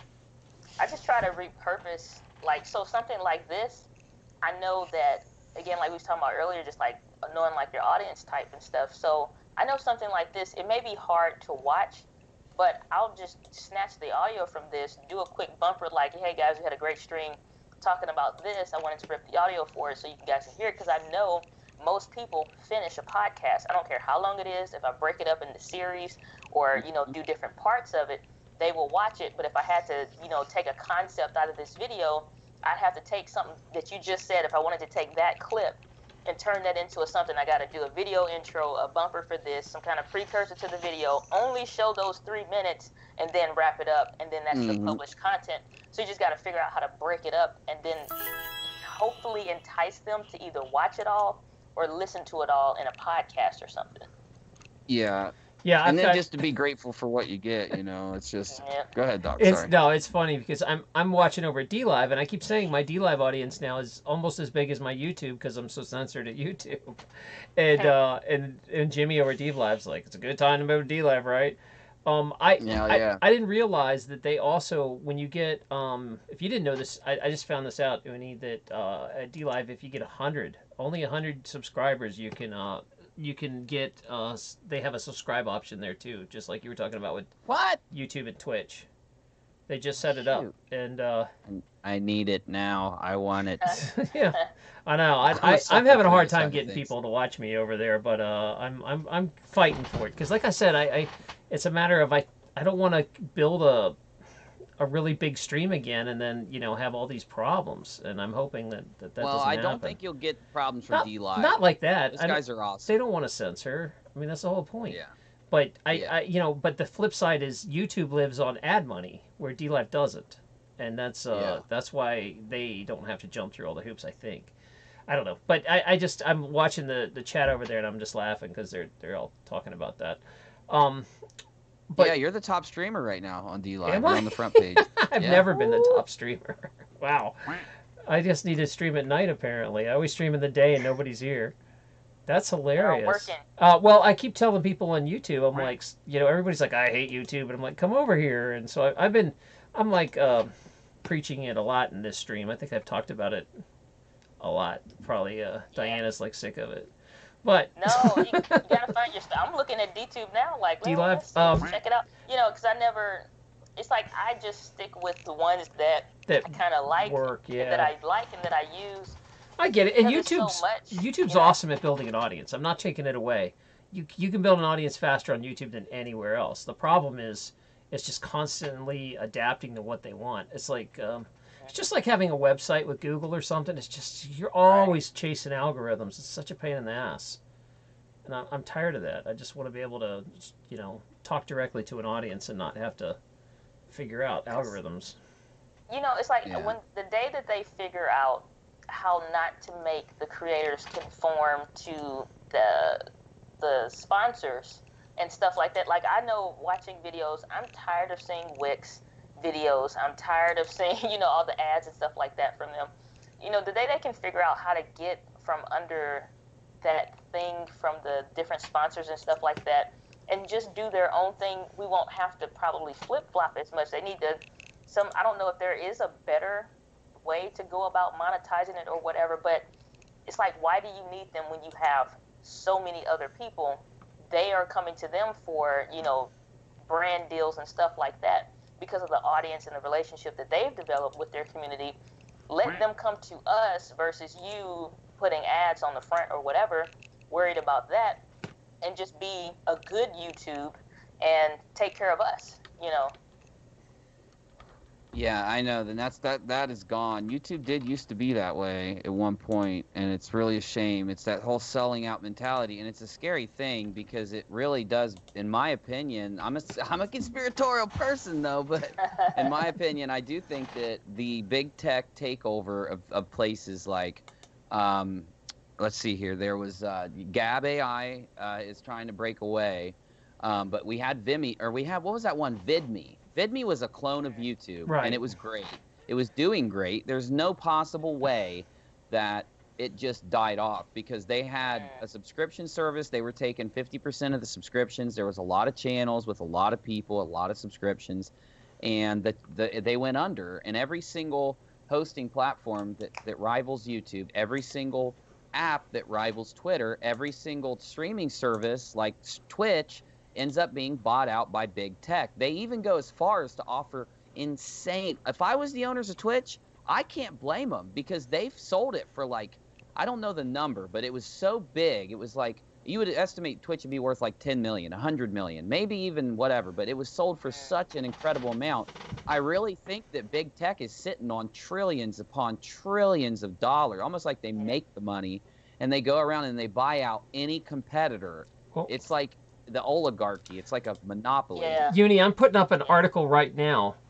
You'll see it in the live stream if you can see the live stream. But basically, it talks about there is a thing called BitChute, and BitChute is a decentralized platform that basically people use as a mirror of YouTube.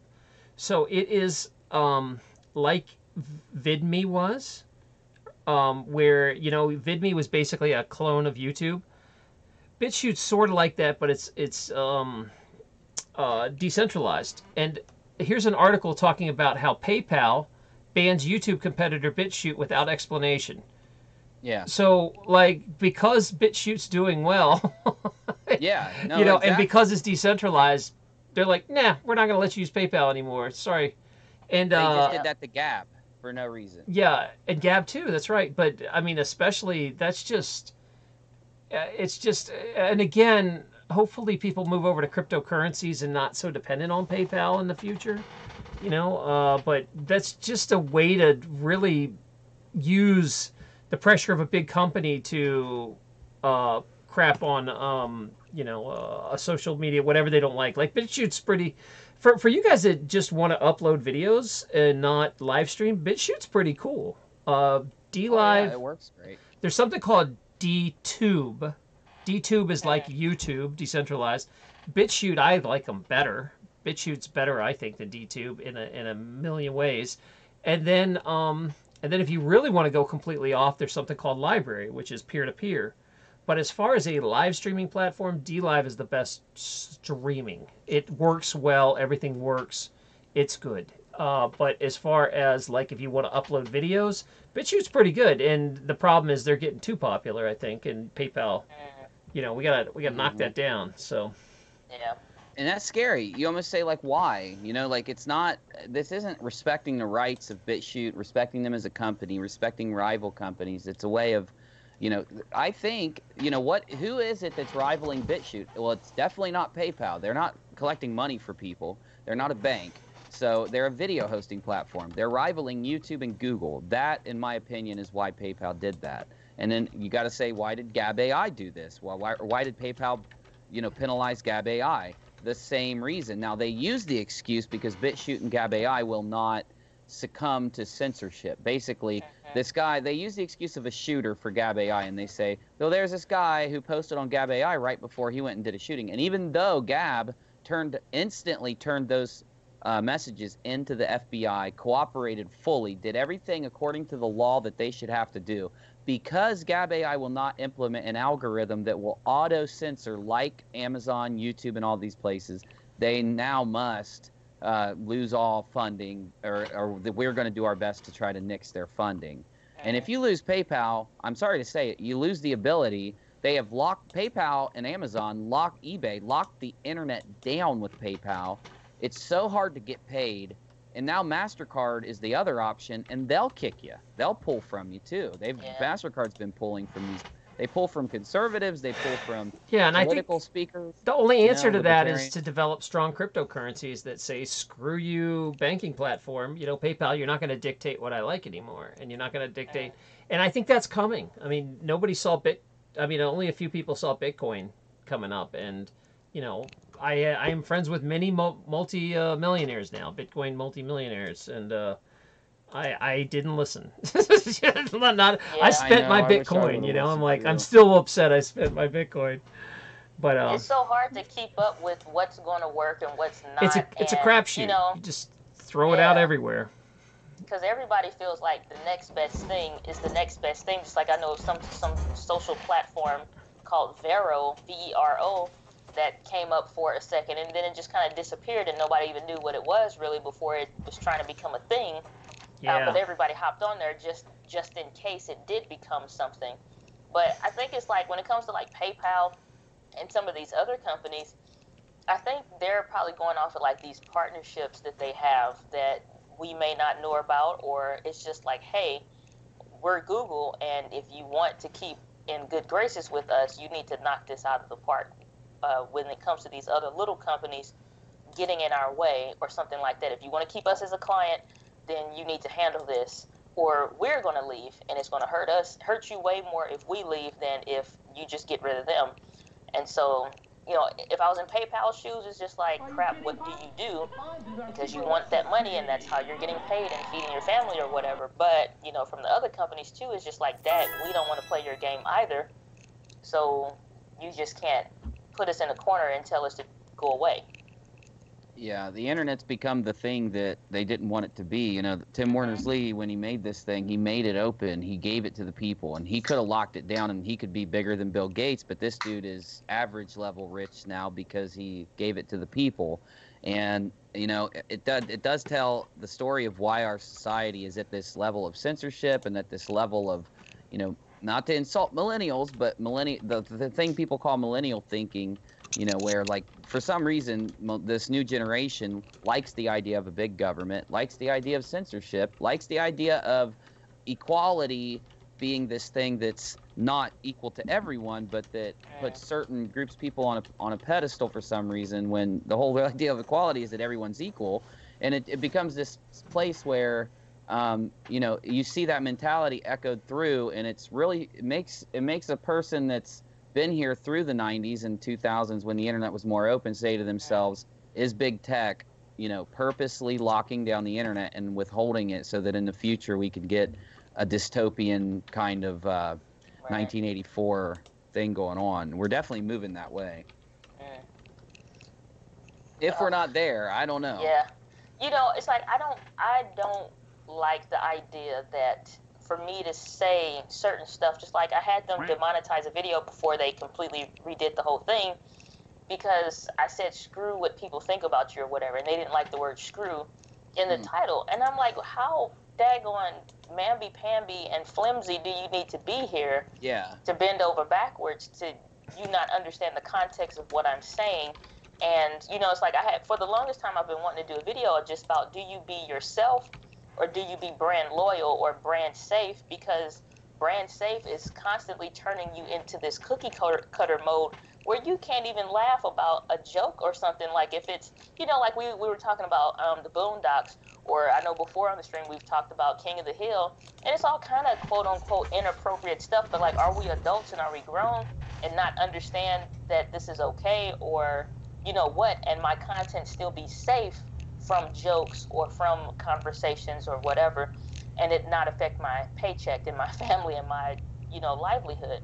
Mm-hmm. And so it just kind of sucks because you don't have the real freedom to really be free, to really truly be yourself. The conversations we would sit and have, drinking around, you know, sitting around drinking, having some chicken wings or something like that at a Super Bowl party, and that conversation can't be translated online where it used to be. Forums used to be huge before video was a thing for real. Because I used to be in forums for, you know, different games, different, you know, stuff like X-Men, and that was the thing. So the communication of it all. And so it was super open. You could talk about whatever. And now you say one little thing and you're screwed. Yeah. There's a guy, like 5, that just got booted from Twitch, like banned. And these guys are like, some were famous rappers, some were just people that were talking to one of their friends while they were streaming, and it's because they say words that have been deemed offensive, and now Twitch immediately hears it and bans it, and it's so scary. And that's why I keep reiterating, is maybe that is why me and Diana were trying to figure out, okay, there's a new generation that doesn't know what freedom is, that doesn't know what privacy is, they've never been raised with it. You know, how do you get them on a private platform? And maybe that'll be what it is that all their favorite artists get banned and eventually just say, screw it, I'm going over here where I'm not censored anymore. And I think something like this, where if you look at the decentralized platforms, since they run on their own cryptocurrency, they're not held to like advertising dollars. They don't have to answer to, you know, there's not GM deciding or Verizon saying, oh, you can't put screw in the title, you know. So I think maybe getting out of that advertising model is going to be a way of the future too, that people are just going to say, eventually it's going to get to a point where people are like, oh, you still watch YouTube, man? Everybody I know has left that because they're censored, you know, like, oh, that's for kids, you know, or whatever. It's at some point it'll become like the 50s magazine for home improvement, or what women should be like. And women, make sure you have the roast out of the oven before your husband comes home, and clean houses, you know, and all that stuff. I think the thing, and I was thinking about this, and I think I finally got it. The thing that may get them to want to go over to these platforms is because essentially at the end of the day, it'll be the one place where you can legit be real. And that's it. You can be your real self, tell real jokes, be, you know, truly whatever it is that you want, and feel how you want to feel, and voice your opinions about stuff without everything being so offensive. Like my one coworker, which she's white, and obviously I'm black. And so we have all these weird conversations about whatever. And her son said that some girl in his classroom had beautiful brown skin. And he got pulled into the principal's office. And they were like, well, this could be offensive. I'm like, what? Oh, yeah. Mm-hmm. You're like, where are we going? You can't even give a compliment that you like a black girl's skin, and that's no, like, it's a compliment. It's not even, they said, you know. And that's the thing. So the mom was like, well, does the girl have beautiful brown skin? And they was like, well, yeah, but it could be offensive. It's like, to who?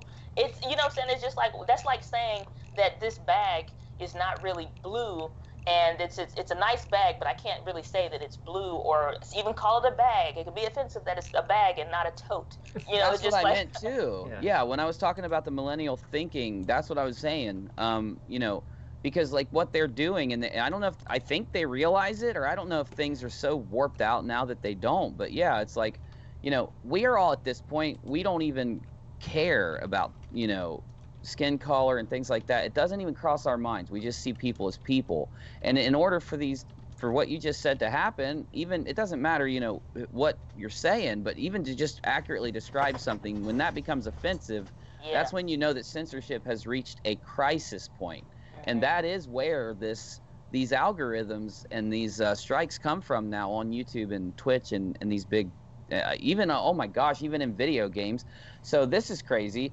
in the new Battlefield, I'm not playing it because they have a censorship system inside their in the text chat, and if you say, you could say like a black man, and you could say like, you know, a Mexican man, and all these other things, and a guy typed in white man, and it censored it.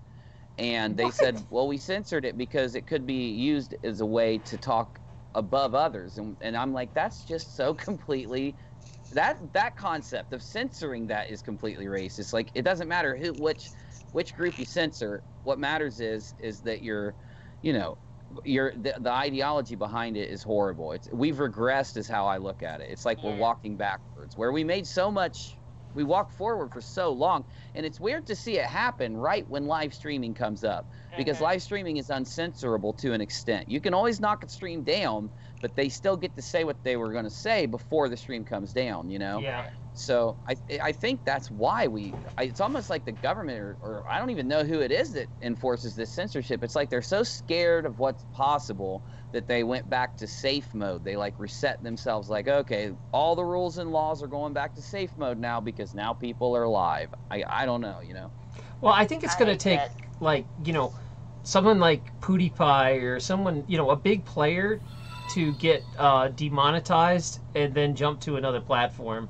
And that's going to drag a lot of traffic. It's going to be like, all it has to happen is 2 or 3 major players have to go to, you know, a decentralized platform. And I think that will, it just hasn't happened yet. They haven't got the big players to do it. We had one big player go, kind of. There's the Ralph retort, the kill stream. There was a group that were called Internet Blood Sports. And what they did was they talked about offensive things, but Ralph and those guys typically took the stance of being against it. They would debate and they would discuss things with other people that others would say is a taboo, or I mean taboo now. I mean, it was something that's not taboo. They would just talk about things that, you know, seem to tick off big tech that shouldn't be censored.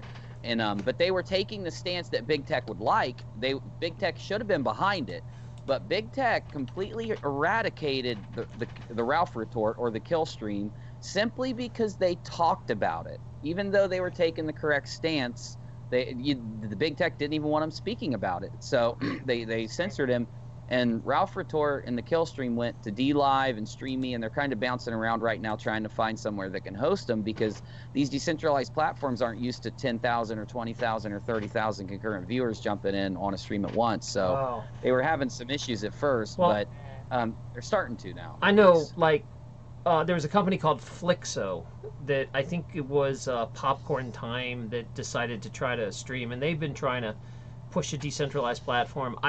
I keep getting emails from them, but I haven't tried them. But they were trying to bribe over people by giving them a bunch of cryptocurrency stock. I remember Philip DeFranco was listed on there, like, because he got paid a whole bunch to use it. So I think there's going to be some platforms that just pay people, the big influencers, to come over.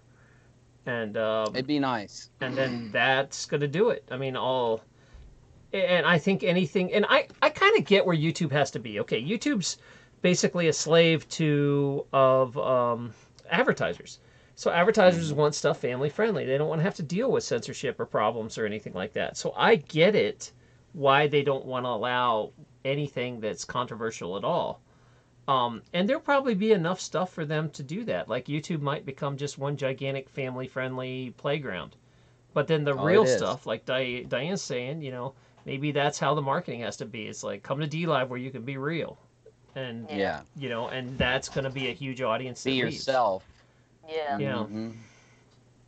So, because honestly, it's like when you want to have those tough conversations or stuff like that, you know, especially when you have all of these different, like, super huge social events in the world that happen, and somebody wants to talk about maybe they were affected by it or whatever, and they just have an opinion on it, and it's like we're losing the right to have an opinion or a thought, even if for the fact that somebody just might disagree with you, they don't even want, you know, for the conversation to be had at all. So you don't get to have an opinion, a true opinion, or say what you really think, or to call somebody out on their BS or not, or something out on its BS or not.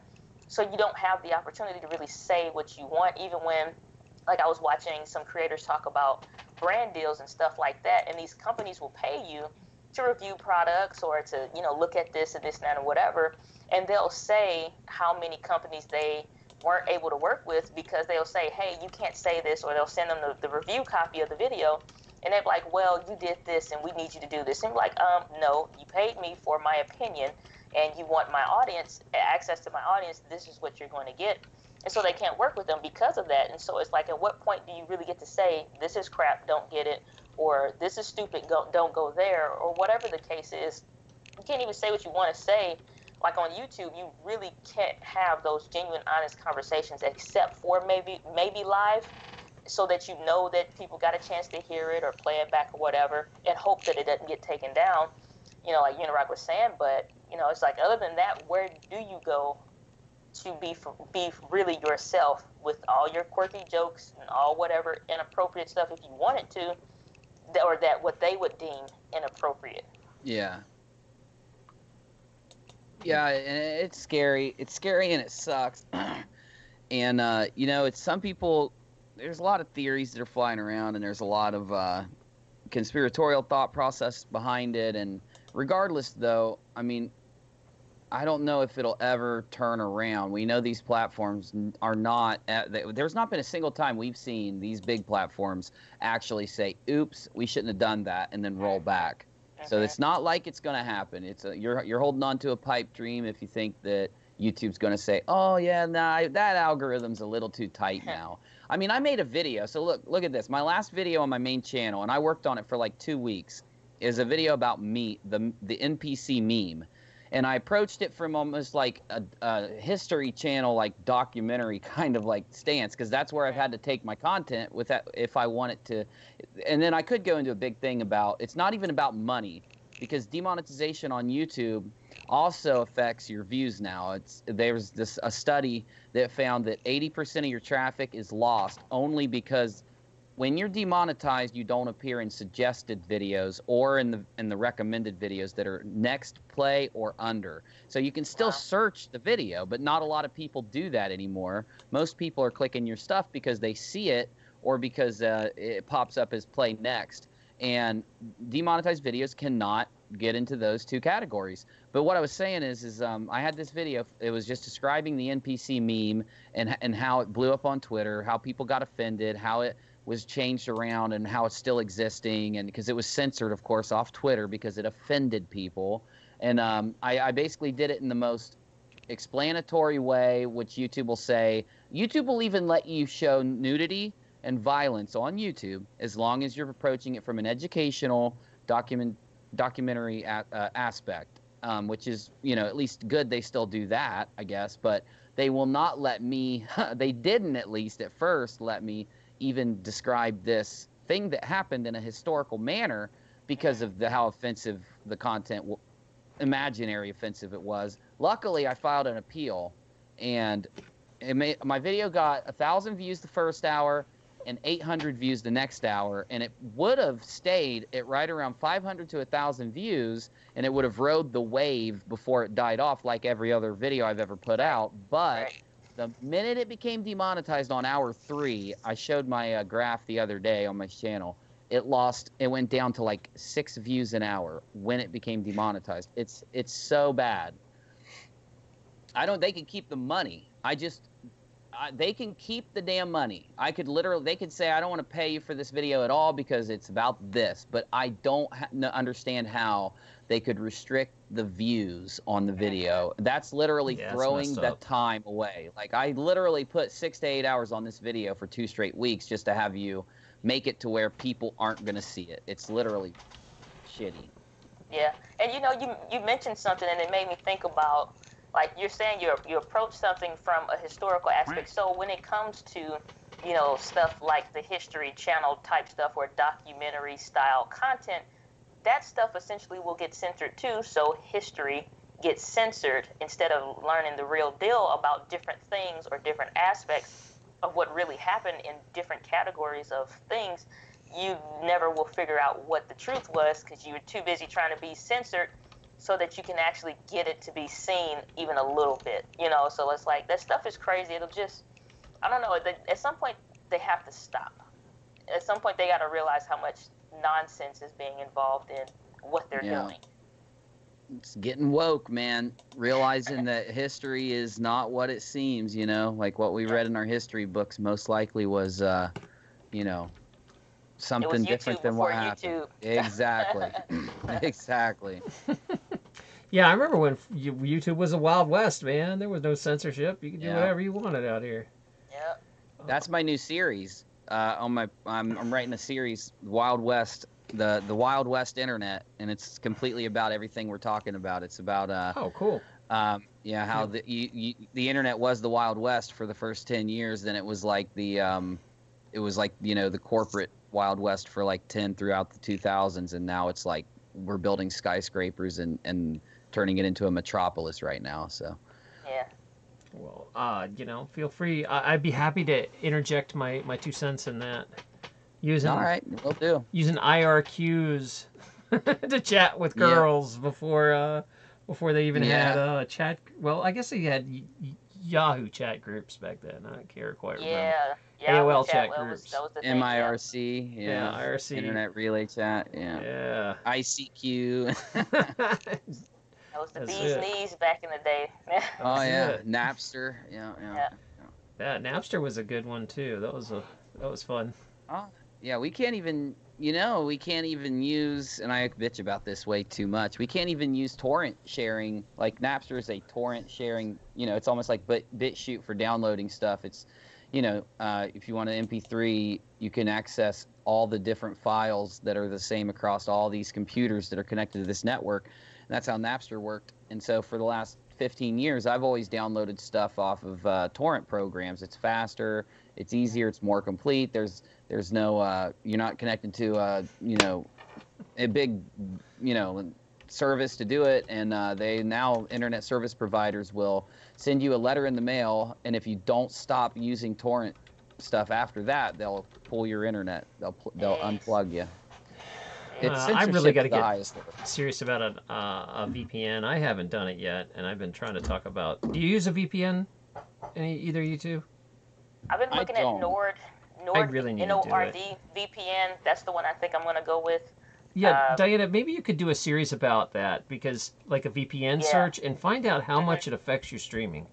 Because I would like to know, if I use a VPN to stream a show, is it really gonna just eat up my bandwidth and not, make it all glitchy? I would love you to explore that. That's where I've been at recently, since I've been trying to get the right setup for my equipment so that I don't run into any issues or whatever. Because I'm using a 2013 MacBook Pro, and for other stuff, it's incredible. But even when it comes to when you start bogging it down with a bunch of stuff, it gets slow. So, it's like whether I use an older computer or a newer one, it's just like, so once I add in everything, now how do you perform?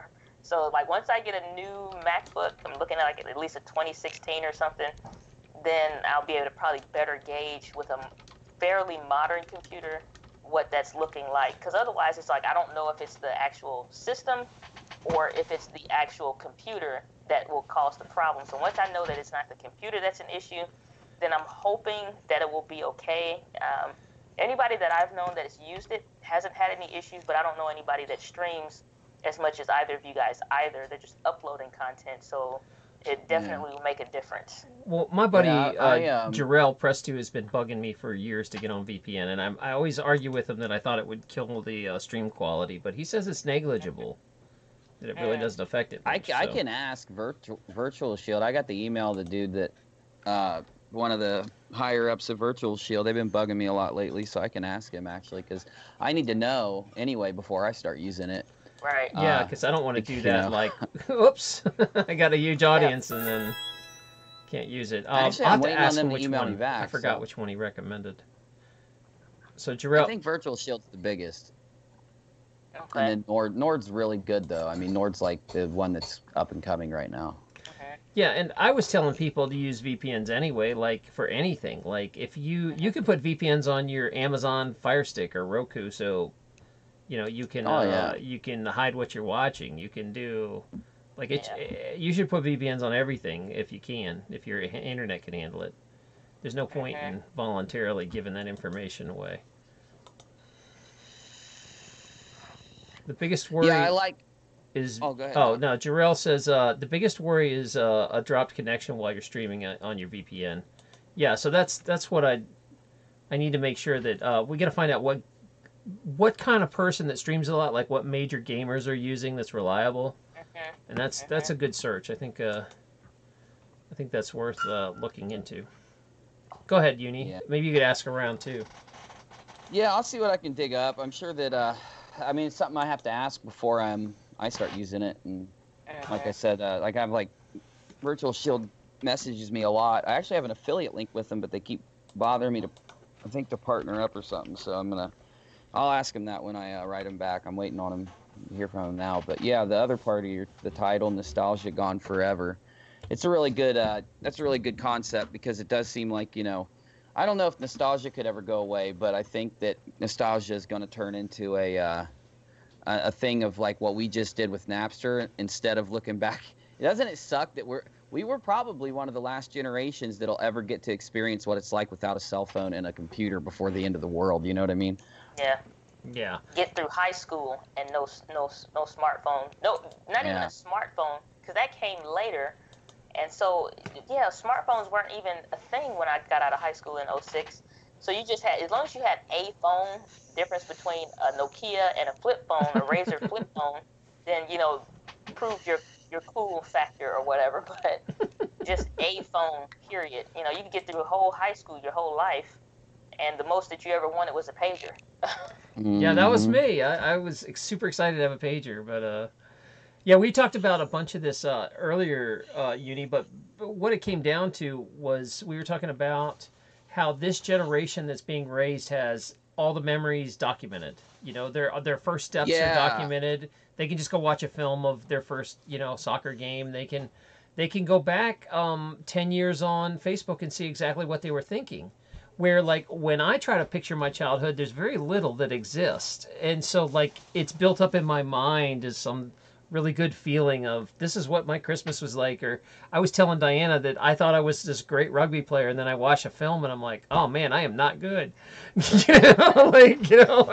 I watched it 20 years later. It's like, oh wow, I'm really missing some tackles there. Yeah. So like in my mind, it's a lot warmer, gushy, happy feeling.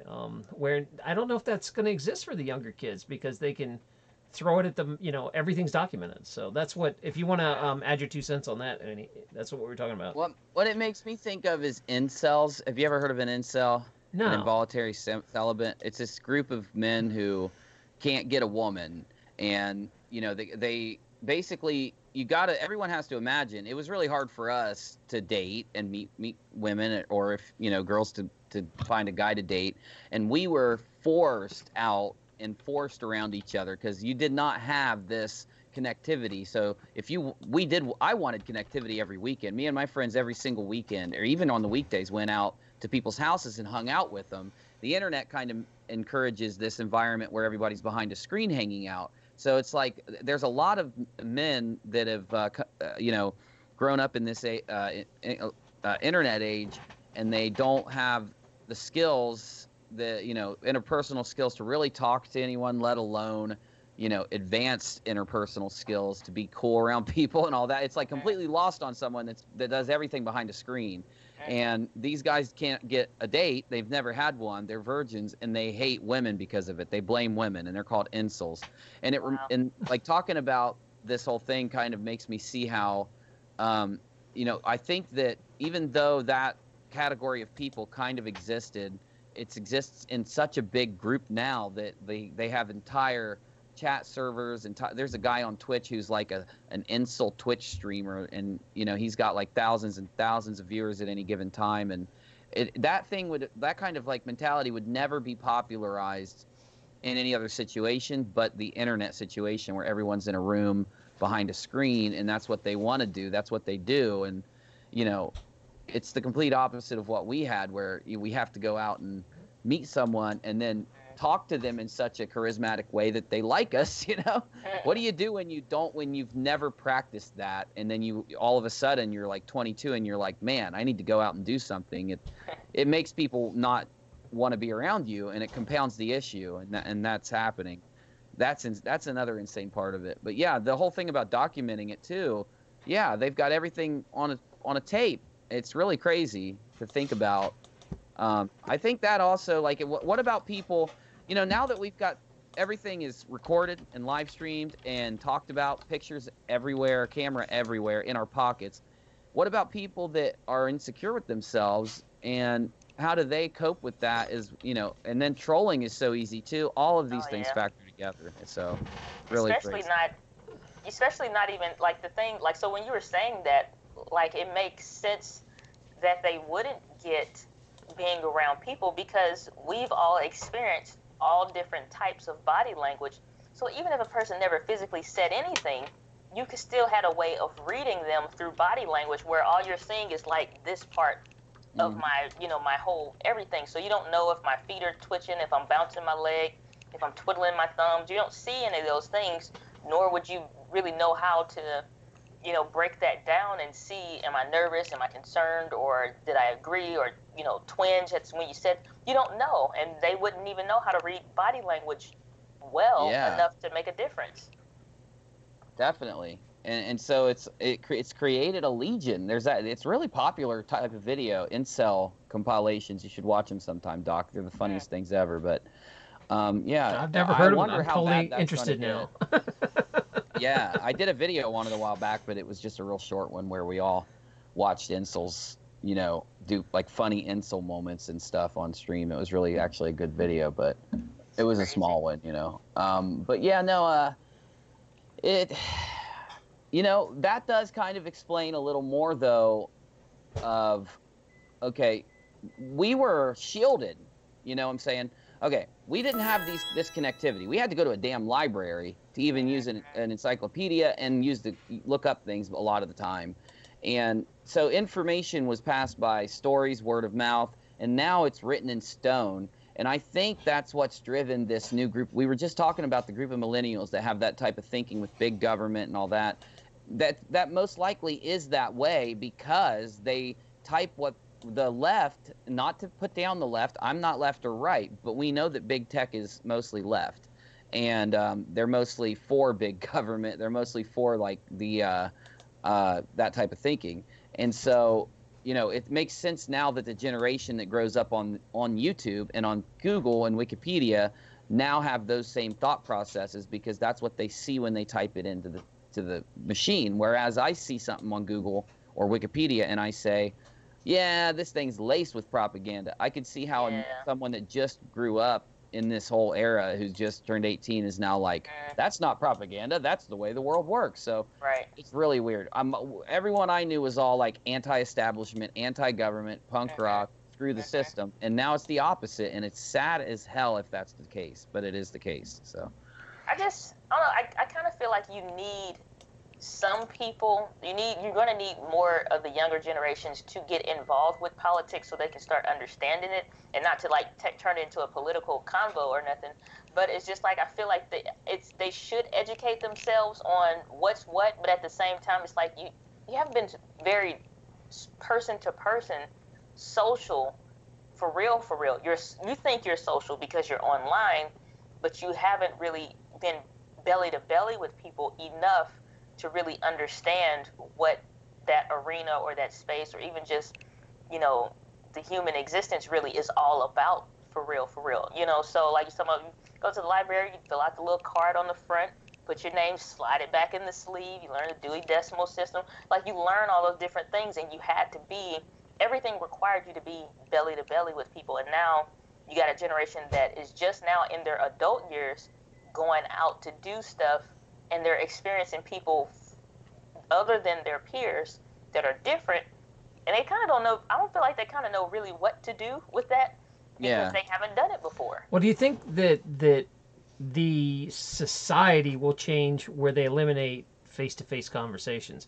You have a whole generation that is basically introverts that don't want to talk to someone in real life, or don't know how, and it's anxiety for them too. We've created a ton of introverts. So is it going to be like, when they get in charge, they're just going to be like, nah, there's no point in actually going to a real office anymore. All of us are going to work from home. They don't. We're going to, are they going to change the world to make fit their anxieties? I mean, if you watch even a clip, whether you're into news or not, because I don't watch a lot of news, but if you even just see clips on social or an article, anything, it's always a capture of kind of like what our screen looks like now. You got a three-person group and they're split up, or it goes from person to person. You got one person in the office. You pull in streams from other people from other places. They're not even sitting in the room, whereas when we grew up, you had to be the guest that comes on the news, and you sitting at this big round table, and everybody's getting a chance to talk. And then you turn and you look this way, and then you turn and look, and you could feel the tension in the room. Otherwise, you're just arguing through a camera and a microphone these days versus getting it, even getting a chance to talk after you're done doing the work in person at the news show or whatever. They're not getting those experiences either because the stream goes off. All right, click, hang up, we're done, walk away. Mm-hmm. I think that's why we're in this mess. It's really weird. I mean, I go into a bunch of stuff on mind control and shit like that, but I don't want to get crazy tonight. But you know, it really is. It's messed up. And how do you even how do we fight? You know, the new article that's coming out. It's going to make it to where people in Europe can't even stream to YouTube and all this other craziness that's happening. Yeah, you know, and it's all to protect big tech. And it's all to protect them making copyright money. And that's what's important. And you actually have people backing it. That's the shocking thing.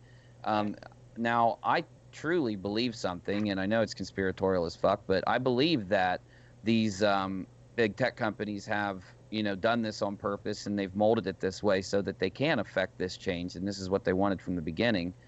And because they're the only ones that benefit from it. The people don't. Small businesses will not even have a chance of existing on the internet after all this happens. So it's just really sad to see it go this way. It's like the Walmart of the internet. The internet has turned into a chain of Walmarts, and when we're now going to be working for, you know, the lowest pay possible just because so that these already rich people can keep the money flowing. I don't know. So here's my thoughts on it. I feel like small business will be okay simply because most of the congressmen or congresswomen, they have small businesses. So because it's feeding into their pocket, they'll find a way to make it okay or usable to an extent.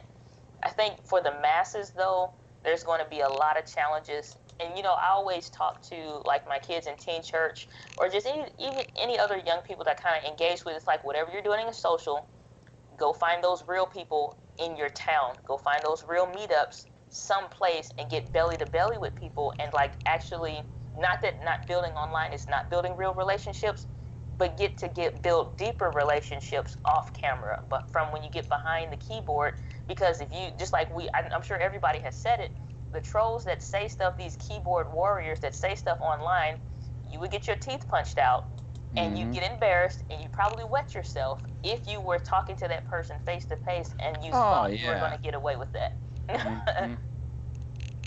That's the truth. You know, that's something we all had to deal with too. We had to deal with being like tough, and I had to deal with being tough and being on the damn street. People don't have to even think about that anymore. They're protected. They're behind their, you know, now that the internet disseminates information, basically because it does, and social media, that's what you got now. I mean, there's still people out there doing it though. I mean, not everyone is hooked to a machine, but for the most part, once people that aren't out, you know, partying all the time and, you know, like the party scene has turned into like a hard drug scene, mostly in the towns that I've lived, and you know, that's why most people don't even bother with it anymore. And all this factors into people preferring to be behind their computer. So we could, yeah, but I do like what you said. I do hope something does happen to make sure that anyone is able to get on the internet, and if they're talented and if they are providing something real, that they'll be able to be something. That's the hopes, the hope of it. Have you guys actually seen the real studies where they make people leave social media and their anxiety level goes way down? Yeah. And their heart rate goes down, and like all the stuff. Yeah. Because social media is awesome in the beginning. You're like, hey, I found all my old friends. I miss them, and this is great. But then it changes into something else where, you know, it's stressful and you're comparing yourself to the Joneses, or, you know, you're getting in a flame war for no reason, or somebody's making fun of you. You know, they found a picture, an unflattering picture, and posted, you know, where you look extra fat or whatever, and and it ends up being a super vehicle for anxiety. And I'm wondering if that generation is gonna go, you know, screw this. This is making me so unhappy. I'm throwing it out. And I've heard people say they've left Facebook for a month or two, and it was like the most peaceful they've been in years. And I'm wondering maybe that is how, because I see the comments and people are like, you know, my daughter never looks up from her phone, and you know, Kristen's all upset about, you know, she lives and breathes with her phone, and I'm wondering if it causes so much anxiety that eventually one day they're just going to put it down. I don't know. I did. For sure. Me too. I don't think humans are really designed for all the data that we're consuming. Like, I mean, like, not data as in like bits or something, but the amount of information that we're consuming. Your brain already processing so many millions of thoughts and this and that or whatever on a regular basis, and then we're just inundated with ads everywhere you look and everything that you do. And even if you just wanted to check an app or something on your phone or use one, you're still inundated with ads and commercials and stuff like that now, like even on YouTube, being forced to watch certain ads. And I don't really think we were built for all of this that we're getting into. I think they probably felt to some extent, you'll decide what your good social mental health is. And most people aren't self-aware to say, I don't need this anymore, or I need to stop. And it's like, I've taken a mental fast where I'm not doing anything. There's no TV, there's no radio, there's nothing but maybe personal development books or a book that I'm specifically going to listen to or whatever. And it's just like, I'm going to take 30 days and I'm going to write. Or even there are times I'll take a week off from my YouTube channel. And people are like, well, hey, where are you at? And it's like, I need this time. You got to know, I know you're interested in consuming as much as you possibly can, but I have to worry about me. Otherwise, this doesn't exist. And I don't think people are self-aware enough like that. They're just like, let me see what they said. Let me see what they did. Let me see what this happens, to not even care about what other people are like or whatever. Like these kids now, they're growing up so soft in essence. They're growing up soft. They don't know how to deal with the bully in the room. They don't know how to deal with, I want to separate myself from the class because I need to focus on something. So they're not really experiencing those values, because as soon as somebody does something wrong or different and they don't like it or whatever, you can tell. You can just go tell. Even as adults, you can go tell on whatever. I don't like this price tag should have been over here. I'm going to tell. You know, it's just like, it's a bunch of wimps. Yeah. You know, and it creates a really rat culture, you know, where everybody narcs on each other, and then that turns into people telling each other, to the government and the police. And you know, like if I had a neighbor playing a bunch of loud music, I go over, knock on the door, and say, hey, turn that down, man. And if he's a real jerk, you know, I handle it. You turn it up. I blast my own music and I wake his ass up at 2 a.m. You know, like it's one of those things. I would never think to call the cops, where that's like the first thing people do now. It's call the cops, you know, and it's just such a chicken poop way to handle stuff. It's like, you know, and like you were saying, it's really soft, and I didn't realize it until I started getting around that it is like nobody handles stuff anymore themselves. They go to authority figures. I don't think people have, like, so I'll read psychology books, I'll read books on the brain, because it's like, I feel like if you don't know how you operate, if you don't know how you learn, if you don't know how you think, or how you deal with stress, or what things stress you out so you know what to do, or even how to diffuse yourself, you can't begin to have effective communication or relationships with people, because every little thing will always bother you. So, like, when I'm, like, teaching the teens at church and stuff, like, I'll tell them, like, y'all need to do 5 minutes every day, turn everything off, and just see what you're even thinking about. Because they'll do stuff, and they're like, why did you do that? I don't know. You're with yourself 24/7, all day long. It's only you in your world. How do you not know what you did and have an answer for that? That doesn't even make any sense. You know, but because they've never had alone time for real, and it'd be normal. It's not like where they're crazy. It just is bizarre. Probably freaks them out. It's like a source of anxiety. What is it called? Oh gosh, you guys might be able to help me. The Generation Z guys, the young kids, they have a term for fear of missing out on something. What's it called? FOMO. What is it? FOMO. FOMO. Yeah. Yeah. FOMO. You said fear of missing out. Yep. Oh, I don't know why, Uni, Oh, but Mo. somehow when you just did that, it knocked our whole screen out. What the hell's going He's on? showing his Oh. screen. Oh, we shared He's Oh, showing his screen. screen. I'm just sharing my screen instead of my video. I think it Oh, shouldn't but knock it you guys out knocked us though, all did out. it? I don't know how to fix that on Oh, Skype. let me see if I can stop doing it. Yeah, I don't know. There we I go. think you screen shared with me, and I must have accidentally I accepted it. That was my bad. oh, Everybody, that's what Unirock I screen was looks just trying like. to yeah, I was just trying to replace my video screen with my keyboard It's all screen or my good. computer screen.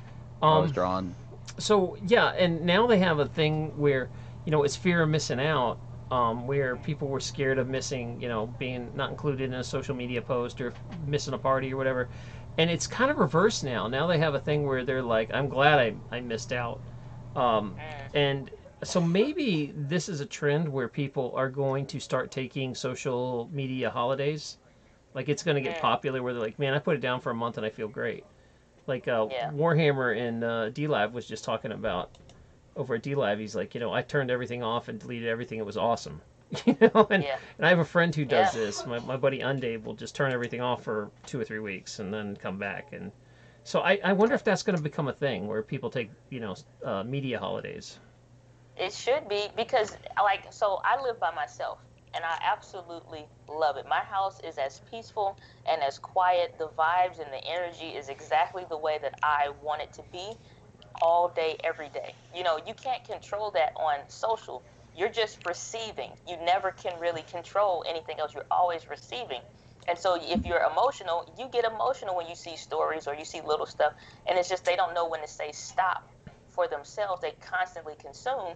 And so it's like if you had 50 people in your house right now just talking about whatever they want to talk about all at the same time, you would go nuts and you tell everybody to shut up and get out your house. But we don't do that for social, and it's Yeah, essentially the same thing.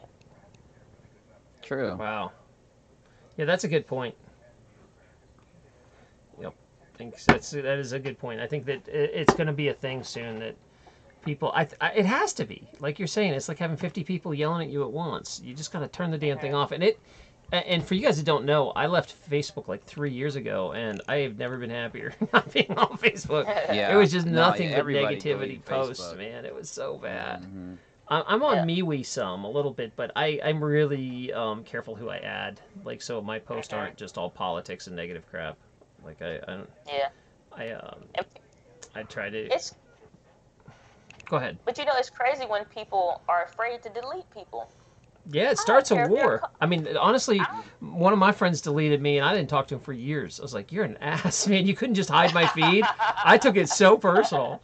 don't. So yeah, I'm I a-okay get with it. why they don't delete. Like I I just hide people's feed if I don't want to watch them, but I let them still think we're no. friends. And I it's Yeah. pretty it's passive like I don't feel aggressive, I like guess. that's the thing though. I don't feel like if we're not friends on Facebook, we're not maybe real friends in real life because I have an older brother that posts stuff that I really don't like. And it's Oh just like I yeah. completely disassociate with that. Is he still my brother and do I love him and talk to him in real person? Absolutely. But I don't want to see who you are, your personality on social. I don't like that.